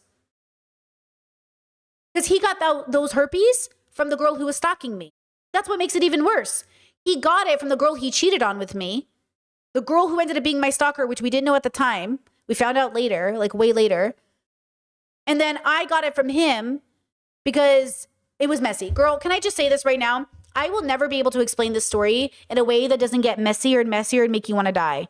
This was the worst time of my life that I have ever, I don't even know how I didn't kill myself. To be honest, it was the scariest because I was terrified of this girl and craziest time because everyone kept looking at me to fix it. Fix the problem. Everyone just kept, it felt like I was drowning in responsibility that I didn't understand why I was in charge of. And that's why I say this is toxicity. This level of toxicity and abuse was so intense. If I could save even just one person with my tool, if my lesson could be learned by one person, girl, I will feel like I did my job. Please do not tolerate this. I don't care how loving you are or compassionate you are, do not tolerate this.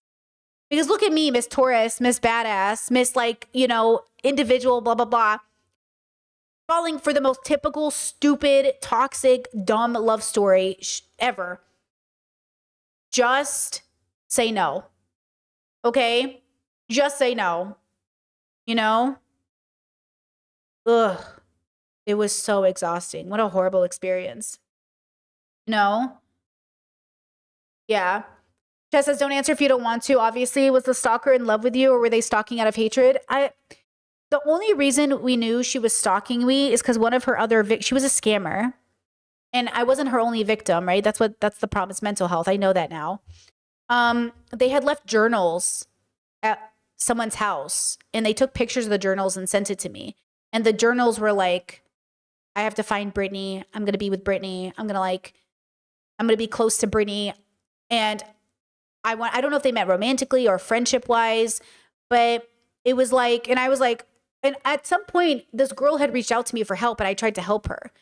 And then she told me like, every person I've ever been with has raped me and I'm chronically homeless and I have all these problems. And I was like, something's a big red flag here. I don't know what it is. I mean, obviously there's a lot there, but I can't help you, right? Like you can't ask a random YouTuber with an even smaller channel at the time to help you, right? And I was like, I don't know what's going on. And I'm confused. And then it was this whole thing where I didn't know what was going on because there were so many moving parts and I was hearing so many versions of a story. I didn't know who was telling me the truth, And I was so confused. And so it was hard because the internet turned on me for a while. She came out with her story and people believed her. And I don't blame people for believing her. But then eventually I told my story with all the receipts and they were like, oh, my bad. And I was like, it's fine. I get it. But it made me really think about leaving the internet forever. And so I fully accepted that this might happen again, but I'm really going to do my due diligence this time. My Discord knows sometimes people do join the Discord and they get very parasocial and sometimes they're having a mental health issue and sometimes they start doing similar things to that former person. And right away the Discord and I would be like, I'm so sorry. You got to talk to somebody in your real life. Because the reality is, it doesn't matter if you're an internet person or a regular person in the real world, you will have stalkers, you will have mentally unhealthy people. It could be your parents, your brothers, it could be your own siblings. The only thing I've decided to do in my life is harm reduce speak my truth, be good with boundaries, and just remind myself that this will happen because people exist. And so it's just about doing your due diligence, but I don't think it's actually unique to being a YouTuber. You know, she says, how did you separate yourself from all that? Well, she asked for help. Well, I didn't at first, right? That's why I was drowning, because I kept trying to help people that didn't want to help themselves, right?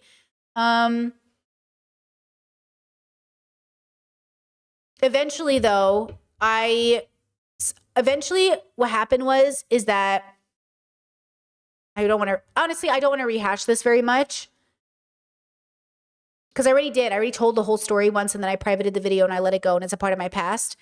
But I will just say, like, therapy really helped. My family was there for me. My friends were there for me. I also learned who my real friends were at the time. It was really devastating. And I accepted that she was a bad person, but she wasn't a bad person. She was a bad person. But she was a person. And people do crazy shit. And weirdly enough, it kind of like, I think it taught me, I really wish I didn't have to learn the lesson this way, but this is why I say I really had to touch the stove as a younger person.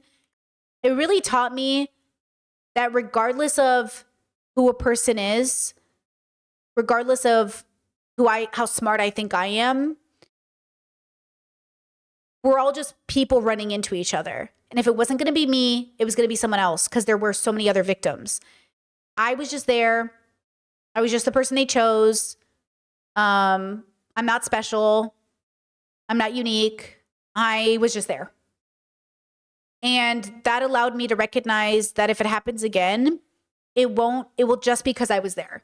And I know because like there were so many other people they tried the same thing on. Same story, the same text message. I had so many people reach out to me at the time and say like, is this the person? And I'm like, holy shit. It's a script they follow, you know? And that really frees you. Yeah, exactly. Chad, reminds you of the FKA twigs. Exactly. They are abusers. It's the same thing about abusers or anything else. Like the one relief you can find is like, it's not you. Even if you have really bad parents and they abuse you as a child, it's not you. You were just the child that was born into existence. It would have been any other child. Even if you have siblings and they target you, it's just you were the child they targeted. And I hope that frees you from the burden of blaming yourself. You know? Because like, yeah, like you want it to be like more mysterious or more interesting and more special. But the truth is people are fucked up and they do fucked up shit. And you might just be there at the time.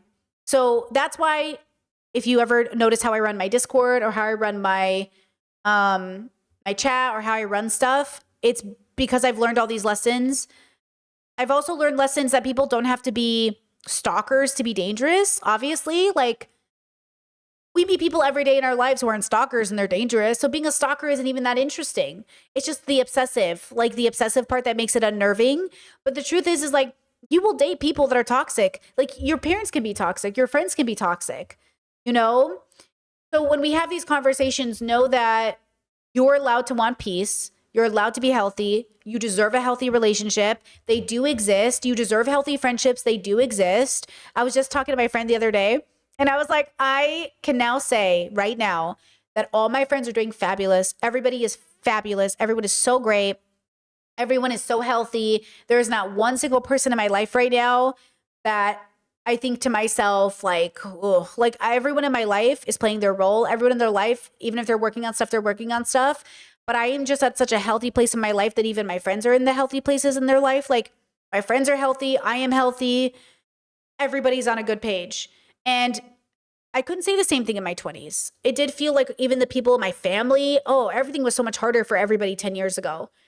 You know, everything is so much easier for people moving forward. And even the siblings and stuff that I have issues with, it's not interrupting my life. My life is good. I told my friend I haven't talked to my parents since November and life is great. Like, that would have haunted me in my 20s. Like, I would have been so scared to think that I wasn't going to see my parents, but I'm just so at a healed point where I'm happy they're happy, but I'm happy too. Like, I used to think not talking to my parents was going to ruin my life. And now I'm just like, I feel good about it. I hope to talk to them one day, but my life is good. And I hope everyone gets there, because it took me a really long time to get here. And I know I'm not alone in this. Like, I know a lot of us, this administration has brought to light just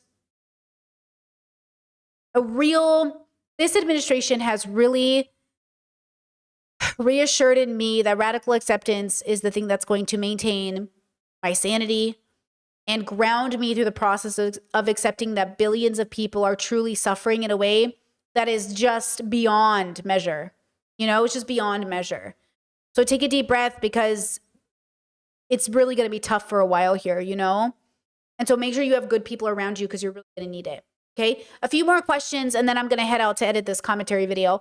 Chad says, do you think you can have friends who are not healthy yet as a healthy person? Yeah, I do. I think you won't make them. I think they will have been in your life already. I told my friend the other day, like, I'm not making any new toxic friends. And she's like, oh, hell no. And like I was telling I was catching up with another friend, and I was like, oh, we are in such a good place. No more toxic. Literally every friend I catch up with right now, they're like, oh, hell no. I was like, hell no. And that's the point of knowing all my friends are healthy. Because when we have these conversations, no matter which friend it is, we all agree, hell no. No new toxic friends. Doesn't matter at all. Doesn't matter who they are. We love them, but no more new toxic friends. It was one thing to have made friends when they were, because all of us had made friends 10 years ago. Like, reminder, I know this might be niche for some people on the internet now. Most of my friends are millennials. All of us have lifelong friends. Like, people we've known for 8, 10, 12, 20 years. Most of us, like, we don't have new friends from yesterday. So a lot of our friendships are relatively at least a couple years old, or 3 or 4 or 5 years old, right? Like, they're not exactly brand new. Like, if you're making friends today, no new toxic friends, right? Just like, get to know people, and you're like, okay, I don't want to get closer to you. I've learned enough. That's why I'm saying this value sheet also applies to your friendships, really. You know, it kind of helps you form new friendships with people. Date your friends, get to know them, see if you want to get deeper with them. And if you don't, be like, okay, right? And then use those trump cards, those Trump questions, to ask and to see if you're compatible. What do you think about Trump? Anybody who's wishy-washy about Trump? Absolutely not. The last friend I made that was like voted for Trump was like probably in 2016, probably like 10 years ago, right? And I didn't even really know they voted for Trump, because they were also like pretty liberal seeming on the surface. So them voting for Trump was like, are you voting for him? Like, what are you doing? You know what I mean? Like that was like forever ago I met that person. So that's what I'm trying to say. Like, no new friends that voted for Trump. No new friends that are transphobic. No new friends that are still working on stuff. No new friends. You know what I mean? We don't need them. No, we don't need them. I mean, look at me talking to Anthony on Do Not Worry podcast about like collaboration with YouTubers. Like, I really don't want to collab with people that can't get past a certain point. I already tried that. It doesn't work. I need you to get,